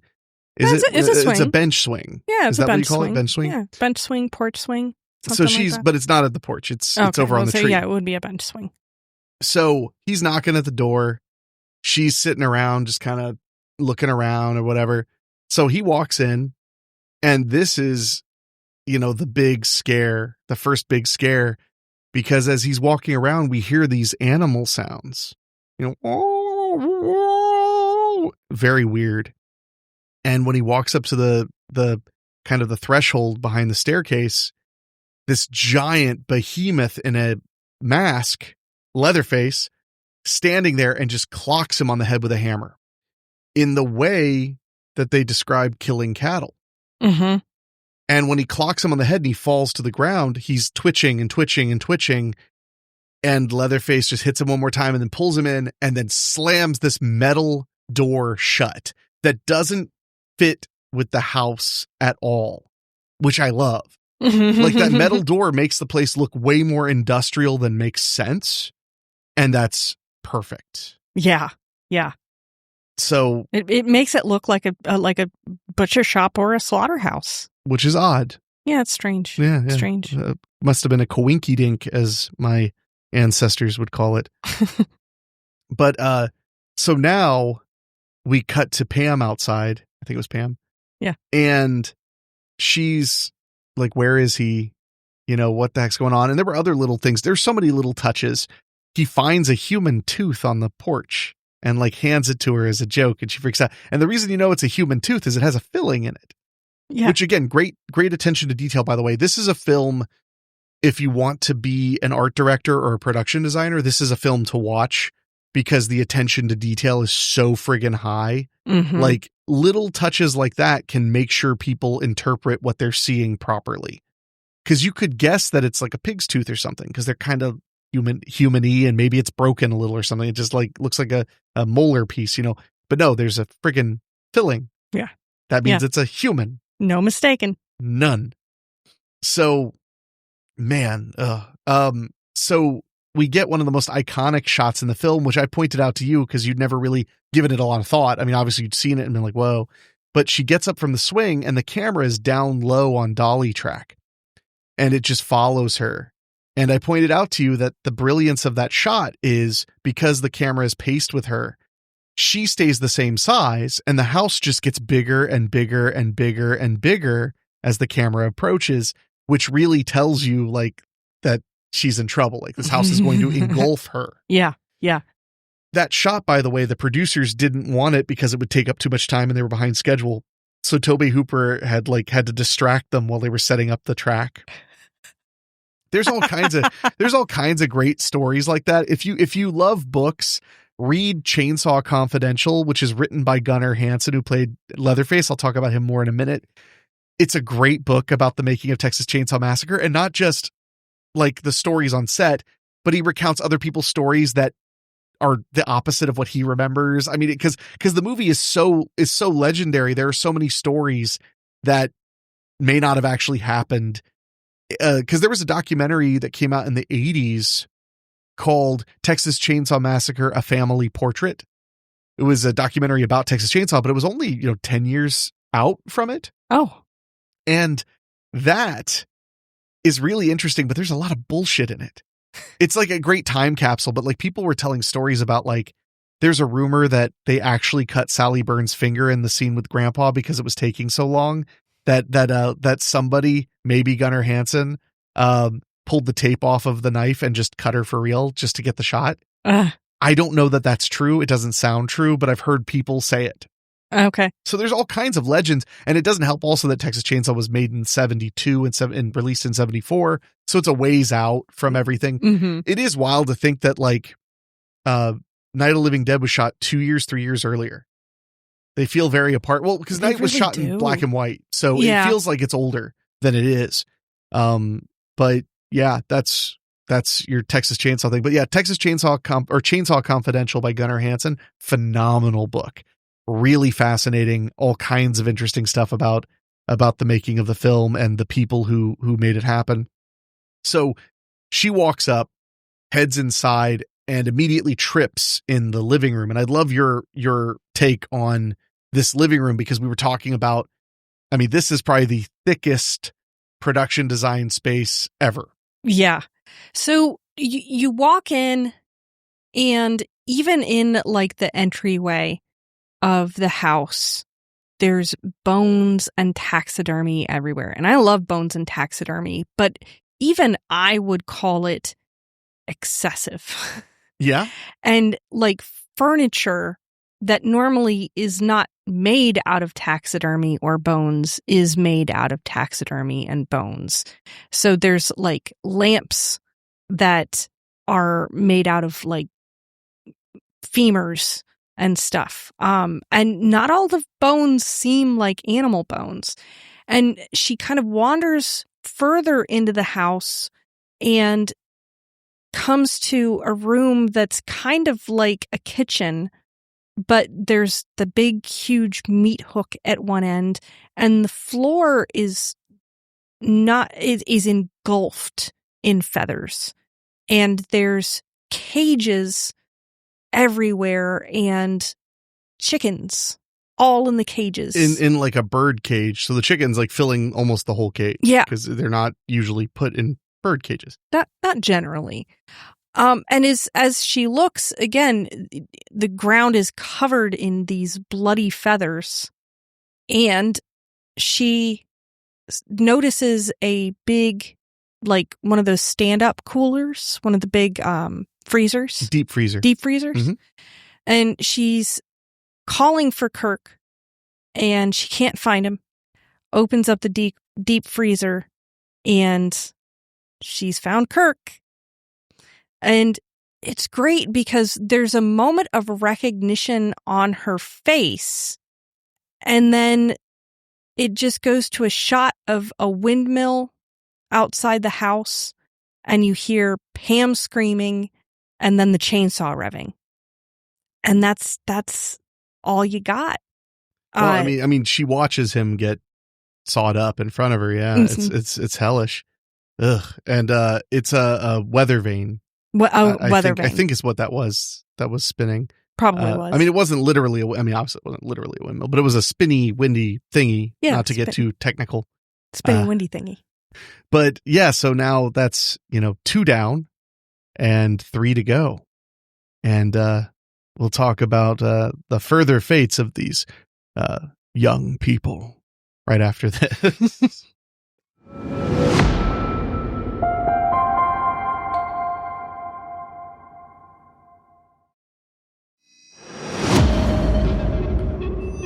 It's starting to get dark, and Jerry decides he's going to go off and see what the hell Kirk and Pam are up to because, it's getting dark and they haven't come back. And meanwhile, for better or worse, Franklin and Sally are left to their own devices, which, of course, poor Sally. Poor Sally. Poor Sally. Yeah, she tries her best with Franklin. But Jerry heads over to the house, and again, the place seems oddly empty. Jerry walks through the hellish, filthy mess of a house because I believe he hears a sound, if I remember correctly, but he ends up opening a deep freezer and he finds Pam frozen in it, and she jumps out suddenly. It's one of the biggest jump scares in the whole movie. I just remember how bad it scared the hell out of me the first time I watched it. But yeah, just and the idea that she's was alive in there, that after being meat hooked and everything. Ugh. I mean, just the phrase meat hooked that's bad enough. Not ideal. And as he's jumping back from being terrified, Leatherface clocks him with the hammer, just like he did to Kirk, just like they do to cattle, or did to cattle, because they talk about how now they use a air gun. But that gun's no good. They died better. They did better that way, to quote The Hitchhiker. So now it's just Sally and Franklin, and now it is dark. Pitch black. And Sally wants to go look for everybody. Franklin doesn't want to be left alone. And we're wondering what is going to happen. Franklin has a flashlight. Sally's fighting with him over the flashlight. It's very sibling rivalry-esque. Yeah, well, and Franklin's pulling the whole, you guys didn't even want me to be here. You don't even like me. And she's like, Franklin, stop it. Just stop it. So finally, they decide they're going to go together somehow to go find Jerry and Kirk and Pam. And they end up heading into the woods. And this sequence, it works great, but it makes very little sense. And they recreated it in Texas Chainsaw 2 as well. Leatherface comes out of nowhere and the saw just starts instantly, which can't really happen. Yeah. It's a little harder than that to start a chainsaw. But he jumps out and he chainsaws Franklin. And I want to mention, by the way, this is Franklin's flashlight, illuminates Leatherface, which is how you can really see him. This is where all the blood in the movie is. Yeah. And it's barely there. There's just a little bit of splatter on Leatherface as he's chainsawing Franklin. And now Sally is just running for her life through the woods. And my God, I from here on out, the movie is torturous. Yeah. And I think that was the idea. I mean, that's what they were going for. So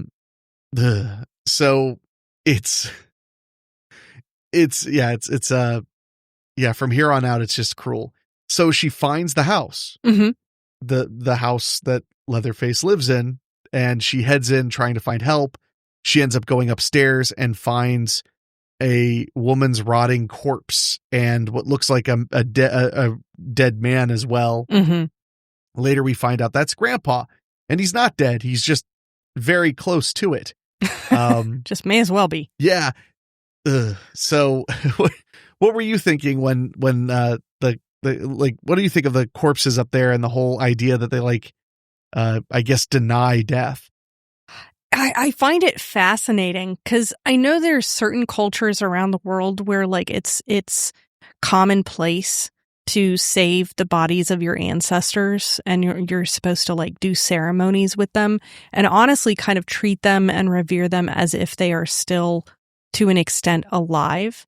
And it always reminds me so much of that, where it's it's this weird coping with death by denying the finality of death, which is very interesting considering the family's relationship with death. How they used to, that used to be like their bread and butter. It still is. Yeah. No, and they expand on it in Texas Chainsaw 2 some, because at one point in that one, Stretch takes a chainsaw from their dead grandmother, and like dust is flying off her. She rips the chainsaw out of her hands, and Chop Top is like, "You bitch, you killed her!" Like, she'd clearly been dead for like 10 or 20 years. There you go. Yeah.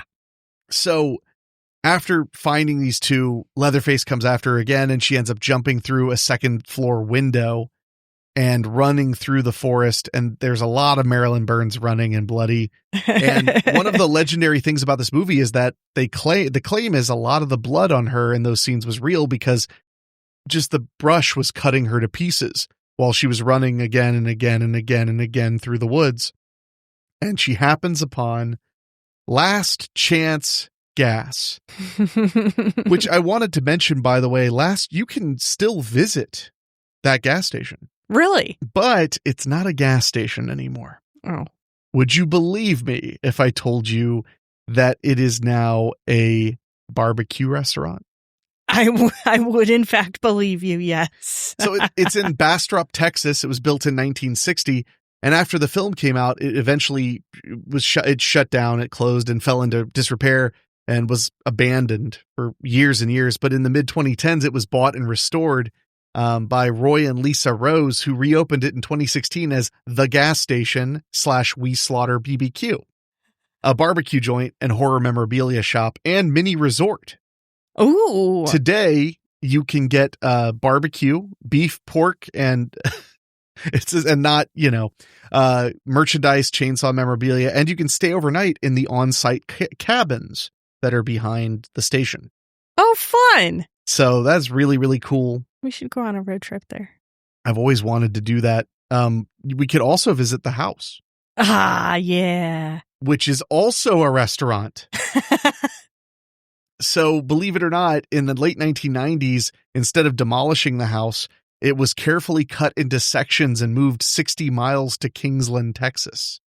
There it was restored, and in 2012 operated as the Grand Central Cafe, a small restaurant. And in 2022, this is what I love, it changed hands and reopened as Hooper's, dedicated to Tobe Hooper, the director. That's awesome. And it's a Southern bar and restaurant named after Tobe Hooper.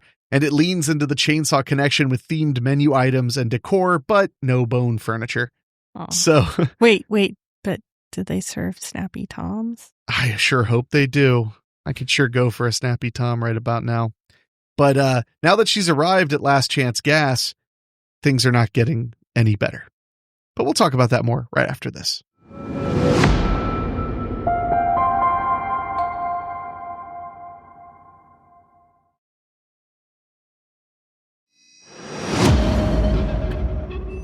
So she arrives at the gas station and she's terrified. She's talking to the cook, as we come to know him, and telling him, somebody's trying to kill me. And he's like, who? What are you talking about? And he goes outside. He's like, I don't see anybody out there. And she's like, we need a phone. And he's like, we don't have a phone. Nearest phones, we'd have to drive to Childress. And what's your thought on this? I want to know, what are you thinking about this whole situation?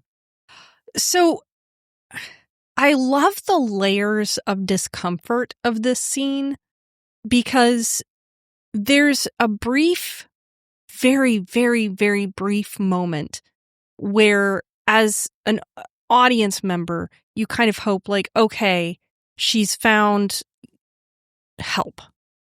Yeah. And, but then you're immediately overcome with this feeling of discomfort by the normalcy of the situation.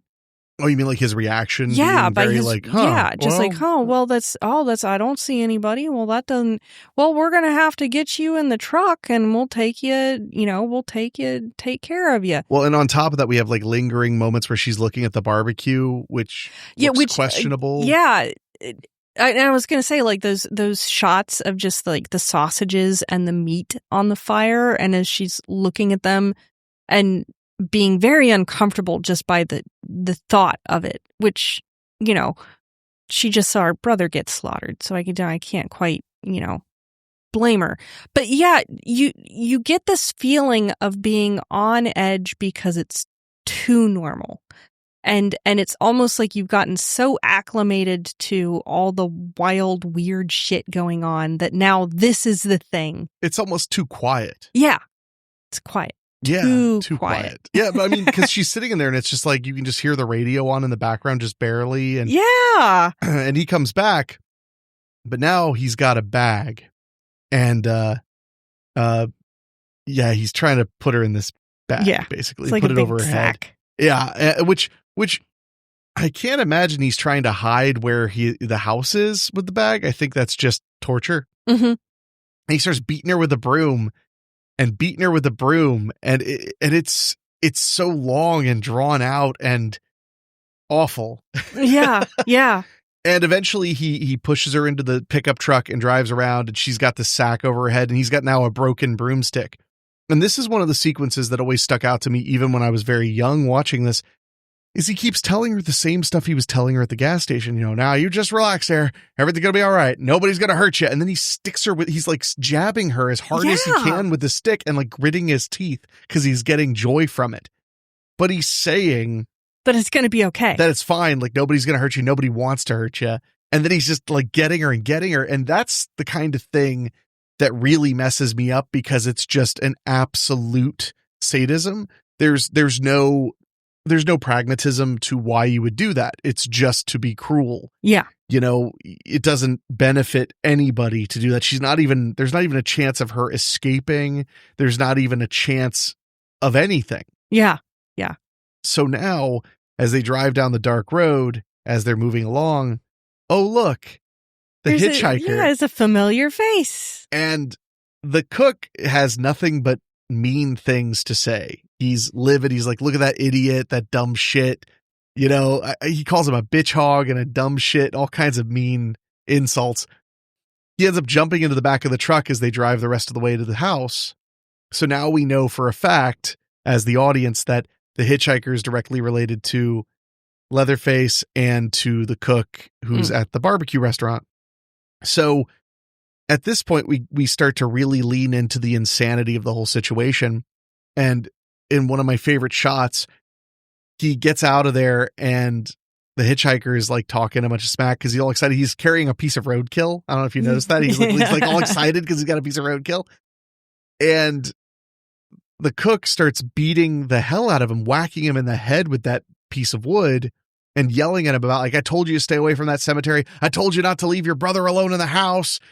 And it's brutal too. I mean, all you see is them lit from behind by the truck lights as he's just beating the hell out of him. I mean, he's making what he was doing to Sally look cute. Yeah. I mean, he's really messing this guy up as if you could be more messed up. One of my favorite lines in Texas Chainsaw 2 is when he accidentally gets hit in the head with the chop top gets hit in the head with the chainsaw, and he like checks it. He's like, oh, good. You didn't mess me up. And it's like such a like wonderful thought of like, oh, right. So you're not messed up. Okay. But so now he heads up to the house, and I don't know, what were you thinking, or what do you think about that whole sequence? Because I apologize. I'm kind of zooming through with a lot of thought and excitement about Texas Chainsaw. It's almost like it's one of your favorite movies or something. It could be. Jeez.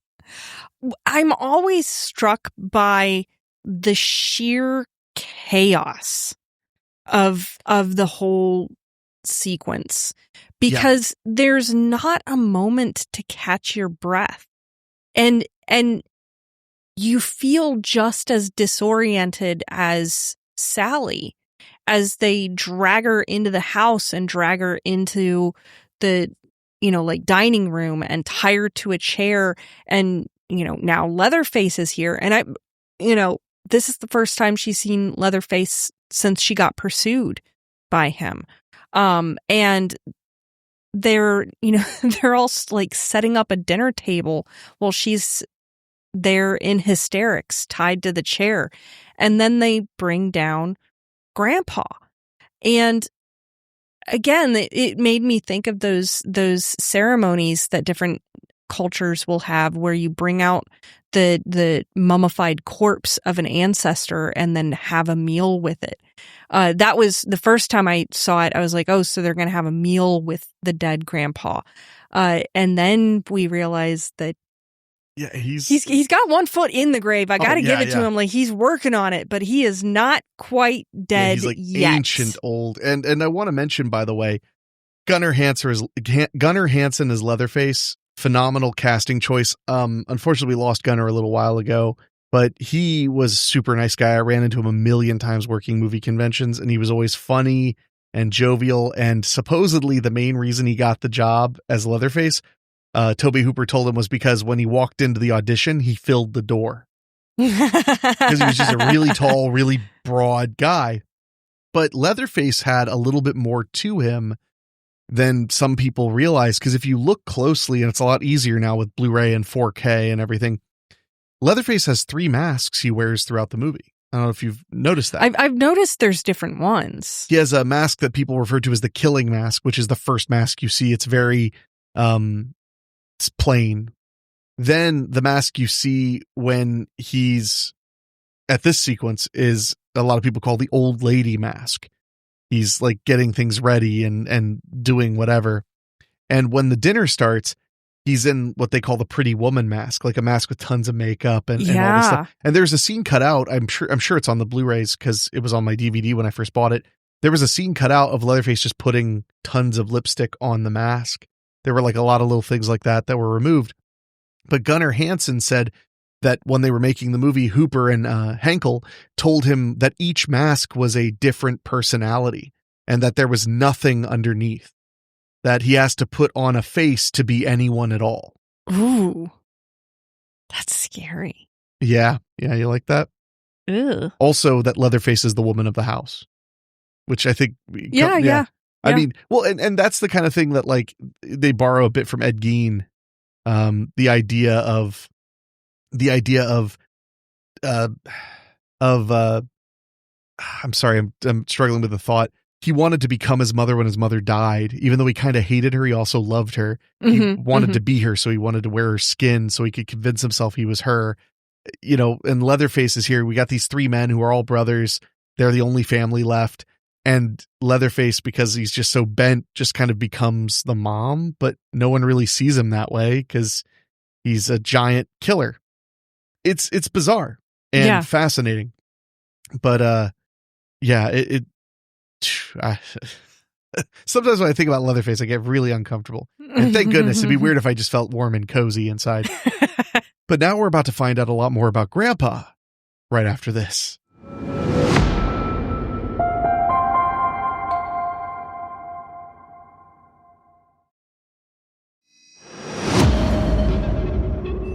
So Grandpa needs to eat first. And there's a line in Texas Chainsaw 3 directed by, Jeff Burr, rest in peace, that always stuck with me, which is the little girl says, if you don't stick them, then they don't leak. And if they don't leak, then you can't feed Grandpa. And in this one, they cut Sally's finger. I think that's first. Is the finger cut, right? I think so, yeah. I don't think it's the hammering yet. No, it's a finger cut, then, not hammering. So they cut her finger, and Grandpa sucks on her finger and is drinking the blood. Mm-hmm. But he's sucking on her finger like a baby suckling on a bottle. Yeah, he does. He's like doing the thing where he's moving his hands and stuff. It's very like a child latching. Which is interesting because, there are all those kinds of concepts where when people get very elderly, they kind of become infant-like. Mm-hmm. It is very disturbing, very upsetting. And that's where the legendary rumor is that somebody actually cut her finger because the blood effect wasn't working properly, and they were all dying in there, because every scene from here on out in this dining room was hell. There are so many stories written about the room was insanely hot. The food was rotting on the plates once the dinner scene starts because they couldn't move it for continuity. Oh, God. So they were injecting it with something along the lines of formaldehyde to try to keep it to hold together. Yeah. Everybody's sweating like crazy. They only had one Leatherface outfit for that day. Fuck so they couldn't wash it because then the blood marks would mess up. Yeah, it was considered one of the worst experiences ever. Chainsaw Confidential, Gunnar Hansen talks at length about what a miserable experience it was. Really, really rough. So he's drinking her blood, and she finally just passes out. Yeah. Sally comes back to and now she is tied to a chair, which I was very amused by the fact that the arms on the chair are arms. And her arms are tied to the arms on the arms of the chair. And she starts screaming, and everyone's sitting around the dinner table, and they're all like cleaned up. Leatherface is now wearing his Pretty Woman mask. And as she screams in fear, the hitchhiker is taunting her screams. He's going, and Leatherface is kind of getting excited about it too. And this is the first moment where we see the cook is kind of like not participating, although we see him like kind of smirk and smile a little bit here and there. Mm-hmm. And he gives his little speech about like, I don't, much like killing, it has to be done, but I don't take no pleasure in it. And a lot of people have suggested that could be taken as a kind of like a hypocrisy of bosses or whatever, that he has like this barbecue restaurant. He makes all this benefit off of this heinous stuff, but then he acts like he's above it. Mm. But he's also like clearly a sadist. So it's decided that Grandpa will kill her because he was the best. He once killed, I think they said like he once killed like 6 cows in 4 minutes or something. And it would have been more if the hook and pole gang had been up in there in time. Like they couldn't keep up. Yeah. So, but Grandpa's like a total, like he can't like hold his own arms up. Yeah. Like they have to hold his arms so he can grab onto the hammer. And the idea is that he will, whack her head and what, like, this sequence is just pure terror to me. I mean, we have all these shots of her eyes searching around the room, the redness in her eyes. We see like, the lamp that's made of 2 different human faces. There's so much to take in this sequence, let alone the generalized insanity, which if that's not a saying yet, that needs to be a saying, a generalized insanity. What are your thoughts on, I mean, this sequence is so friggin' mortifying. I feel like I say that a lot in this movie because this movie is a very mortifying film. Very mortifying. No, it's sheer pandemonium and the sheer cruelty and sadism, because best case scenario is that it takes like 5, 6, 8 good swings from Grandpa before she's finally out of her misery, which is a fucking awful way to go.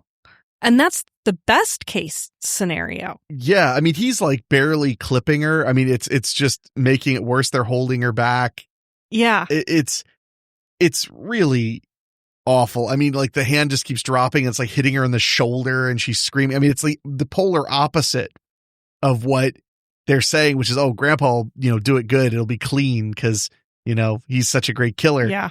And it's just hell. And you juxtapose that with the amount of glee that the family feels. Oh, yeah.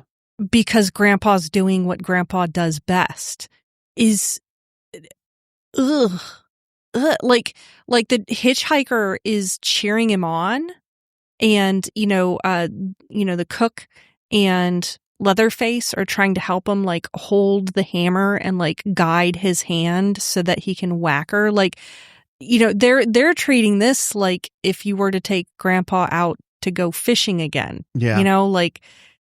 Ugh. Well, they live in a very denial-ridden world.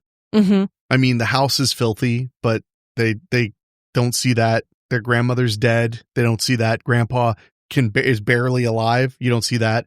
I will say, from the first time I watched the film, I always assumed that it had to be something to do with drinking blood that kept Grandpa alive Oh, it has for so to long be. that like that's why he's like possibly biblical level ancient, but he's also still like falling apart, which is another thing. No open direct depiction of cannibalism, but there is a depiction of blood drinking. And there are some people who think that they were into some kind of weird occult kind of thing, hence the blood drinking, and they were whacking her head over a big bucket. Maybe they were going to collect her blood. Yeah. Yeah. I always assumed something like that. Yeah. So that one's a bit, out there. But even in the slaughterhouse, like, or, on the farm, you'd still like try to keep some of the blood from the animal that you slaughter. You could make, like stuff out of it. Like blood pudding. All right. You're weird. You're making me uncomfortable. But as they're trying to kill her, and the insanity is just reaching an all-time high, and that is the truth. The scene just goes insane. Yeah. Yeah. We go insane with Sally. We go on a ride with her through her mind breaking. She finally manages to run off because Grandpa can't do shit. And she jumps through another window. And now she's running, and now we realize it's daytime. Yeah. It must be the early morning. And she is running literally for her life. But unfortunately, the brothers' chainsaw are right behind her. So what happens? Well, you'll have to wait and find out after this.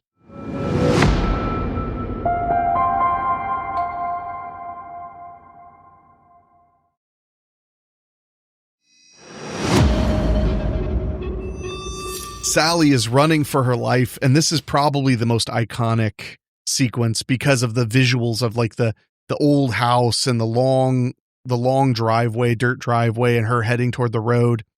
Now, of course, Leatherface is big and heavy and slow. The hitchhiker is right on her, and this is another example, like when I was talking about Drayton. I keep using that's fine, but the cook sticking her and how it doesn't really make any sense. The hitchhiker's chasing after her with his straight razor out, and he's just slicing at her back. He's not grabbing her. He's not tackling her. He's not actually trying to stop her. No, he's just tormenting. He's just slicing up her back. And as it's happening, he just keeps going and going and going. And that's actually why he dies, because as she gets into the road, all he's doing is like holding onto her shirt so he can slice up her back more. And when she jumps away, he looks up and sees Black Maria, the big red semi-truck, which I don't know how I never noticed it until the last time we watched it, but it's a livestock truck. Yeah. He gets smashed by a livestock truck. Yeah. Which is so poetic.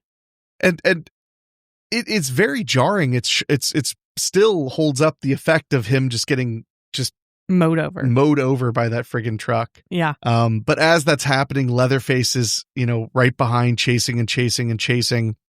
And, Gunnar Hansen said that this sequence was really rough because they were so exhausted. They were working super late all the time, and it was so hot.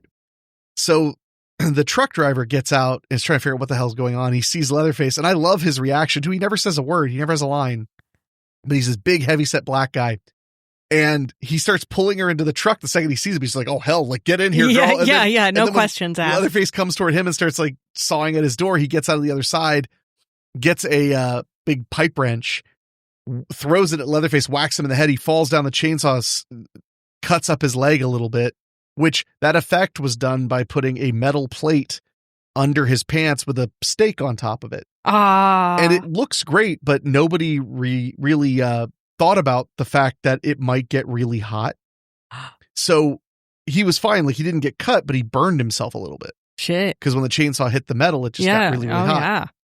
So as the truck driver is trying to figure out what he's going to do about all this shit, with this nightmare guy, a red pickup truck pulls up. Mm-hmm. I believe it's red. And it might not have been, I don't know. Whatever color. Yeah. And she's like saying, go, go. So she jumps into the back of the truck and he guns it as Leatherface is like right there. And one of the things that's really worth mentioning about the sequence is he like comes so close to getting her when she's in there. Gunnar Hansen said that he got so into character because it was like the only way to deal with how miserable everything was while they were making the movie. He got so into character that the big problem they had with the takes was he kept catching her. Oh. And she's supposed to get away. So he doesn't catch her. Sally is being driven away. She's covered in blood. She's screaming like a maniac, laughing and screaming and laughing and screaming as Leatherface is standing there. And then the most iconic moment, which is Leatherface's chainsaw dance, where he's just like swinging the saw around and spinning in like a rageful dance thing. It's hard to describe, but it is fascinating. Yeah. And he's doing it right as like the sun is rising behind him and the chainsaw is blaring. And then it just cuts to black and the chainsaw sound stops. And you realize how loud everything was. Yeah. What a friggin' movie. I mean, it's extra funny because I thought this show might be a little on the short side because it's like 82-minute movie and there isn't that much. I mean, it's pretty simple. And instead, this is like a long episode because I can't stop thinking about all these choices. What do you think about the ending? Like, I want to hear your thoughts on that. Again, it's one of the things that solidifies this as a piece of art to me, because you and I have discussed it, and it's something that we bring up a lot, especially on this show. But we are both of the mindset that the final scene, but especially the final shot of a good movie, is going to tell you everything that you need to know about that movie. Yeah, because it tells you where the story ends, tells you what the story was. Exactly. And this movie was about Sally's complete psychological break and a boy and his chainsaw. And a boy and his chainsaw. Fair enough. So, but the reason I like it is because it's two sides of the insanity coin. It's Sally's, broke into insanity, and Leatherface is born into insanity, and we get those two examples as like the final thought of the film. Yeah. And it's worth mentioning that in the sequel canon, they say that Sally, when she got to the hospital, she screamed and raved about lampshades made of human skin and chairs made of bones, and then she sank into catatonia. That's what they say in Texas Chainsaw 2, is that's what happened. Yeah. So, I mean, she was driven mad by madness. Yeah. So, any other thoughts you want to throw about that before I give you some odd little trivia and stuff about the chainsaw? The other thing that I like about the end, because you mentioned that the chainsaw just cuts out, and suddenly you realize how blaring the sound really is. I love the sound design and the soundscape of this movie. Yeah. Because like, not only, I mean, obviously there's the chainsaw. That's what everyone talks about. But what I love is the way that the sound of the generator, especially in like the second act of the movie, the sound of the generator becomes the sound of dread. Because once we learn how dangerous that house is, we also learn that once you can hear the generator, you're too close. And so I love that becomes a subtle and at times not so subtle cue, because the generator gets really, really loud. Yeah. So I like that a lot. There's a lot of that. The sound is very interesting too, because it was very hard to do a sound mix back then. You had to sit in a studio. I mean, you couldn't just do it on your computer or even on like a fancy computer. I mean, you had to go to a place and there were tape decks, and it was a lot. And the sound design is really strong in this film. So after the film was completed, they could not get a single normal, for lack of a better term, distributor to touch the film. Gee, I wonder why. No one seemed to want it. Well, I think there was a combination of like, this is so brutal, but also this is kind of amateurish. Like there were a lot of, negative thoughts on it. So they ended up going with a company called Bryanston Distributing Company. who paid them a reported $225,000 in advance for the film. Bryanston was not a legit company. They had made it big because they were the distributors of the film Deep Throat. Oh, okay. And it was owned by two men who were allegedly members of the Colombo crime family. Their Bryanston distributing company was probably a money laundering operation. They were mobsters, like legitimate mobsters. Texas Chainsaw went on to make $12 million in the first year in the U.S. box office. It was a massive, massive hit. It was just, everybody had to go see it. Bryanston reported a tiny fraction of it as revenue and never sent any profits to Hooper, Henkel, the investors, or any of the cast. Nearly all the cast had back-end profit points because they were working for almost nothing. Eventually, they sued Bryanston for the unpaid profits and won in court. And then Bryanston just went, well, we're gone and we don't have any assets. We're bankrupt. Oh, shit. So Bryanston was a mob front, and Chainsaw's money went into the same black hole as Deep Throat's. So yeah, it was that was one of the crazier parts about it. But there was a small silver lining. So the court ordered them to pay Bryanston to pay them $500,000. They never got a penny of it. In 1983, New Line Cinema, who was just starting to grow, because this was right before Freddy Krueger, they acquired the distribution rights to Texas Chainsaw Massacre from Henkel and Hooper, and they gave it a pretty wide theatrical release for a second time about 10 years later, and did have like a legitimate profit share and stuff like that. Good. So it did get another run, but boy howdy, that's one of my favorite stories about Texas Chainsaw, is how they got screwed by the mob. So with all that being said, we hope everybody listening to this had a very good, fun Thanksgiving. We hope you enjoyed a meal with your family, but not like what we described just now. And and the holiday season is coming right up, and we have two very interesting picks that we're going to do back to back. And you want to tell everybody what we're talking about in a couple weeks? Yeah, so we're going to be talking about wind chill.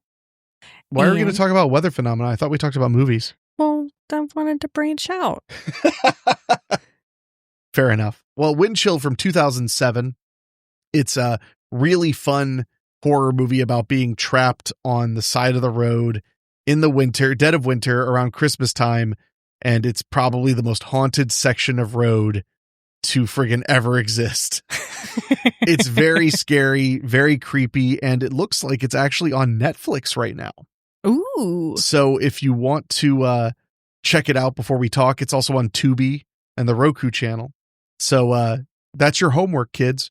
At some point in early December, we'll be doing Wind Chill, and then after that, we're going to talk about the following episode is going to be about Dead End, which we'll talk about that more later. But they're two films with very similar concepts, but totally different execution, totally different budgets, totally different everything else. Yeah. So I think it'll be really fun to compare those because they're both creepy and scary for so many reasons.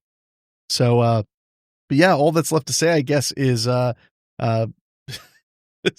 really thank you guys for joining us. Sorry, my voice decided it doesn't love me anymore again. But thank you guys for joining us for Cutting Deep into Horror. If you enjoyed the program and want to send us an email, suggest a movie, make a comment, you can send that email to weeklyspooky@gmail.com. We'd love to hear from you. Remember, we're sponsored by CozyEarth.com. Use promo code SPOOKY at checkout to support our show and get yourself something for 41% off. And if you really love what we're doing and just have to support us, you can head to weeklyspooky.com/join and sign up for our Patreon. We do appreciate it very much for as little as $1 a month. But all that to be said, I am very tired, and I have a very long Christmas season because there are going to be so many scary stories for you guys to enjoy. So get ready for that, because tomorrow we'll have it'll be Saturday, we'll have our first Christmas horror marathon. So until next time, guys, stay spooky and eat dinner with your family. Look what your brother did to the door.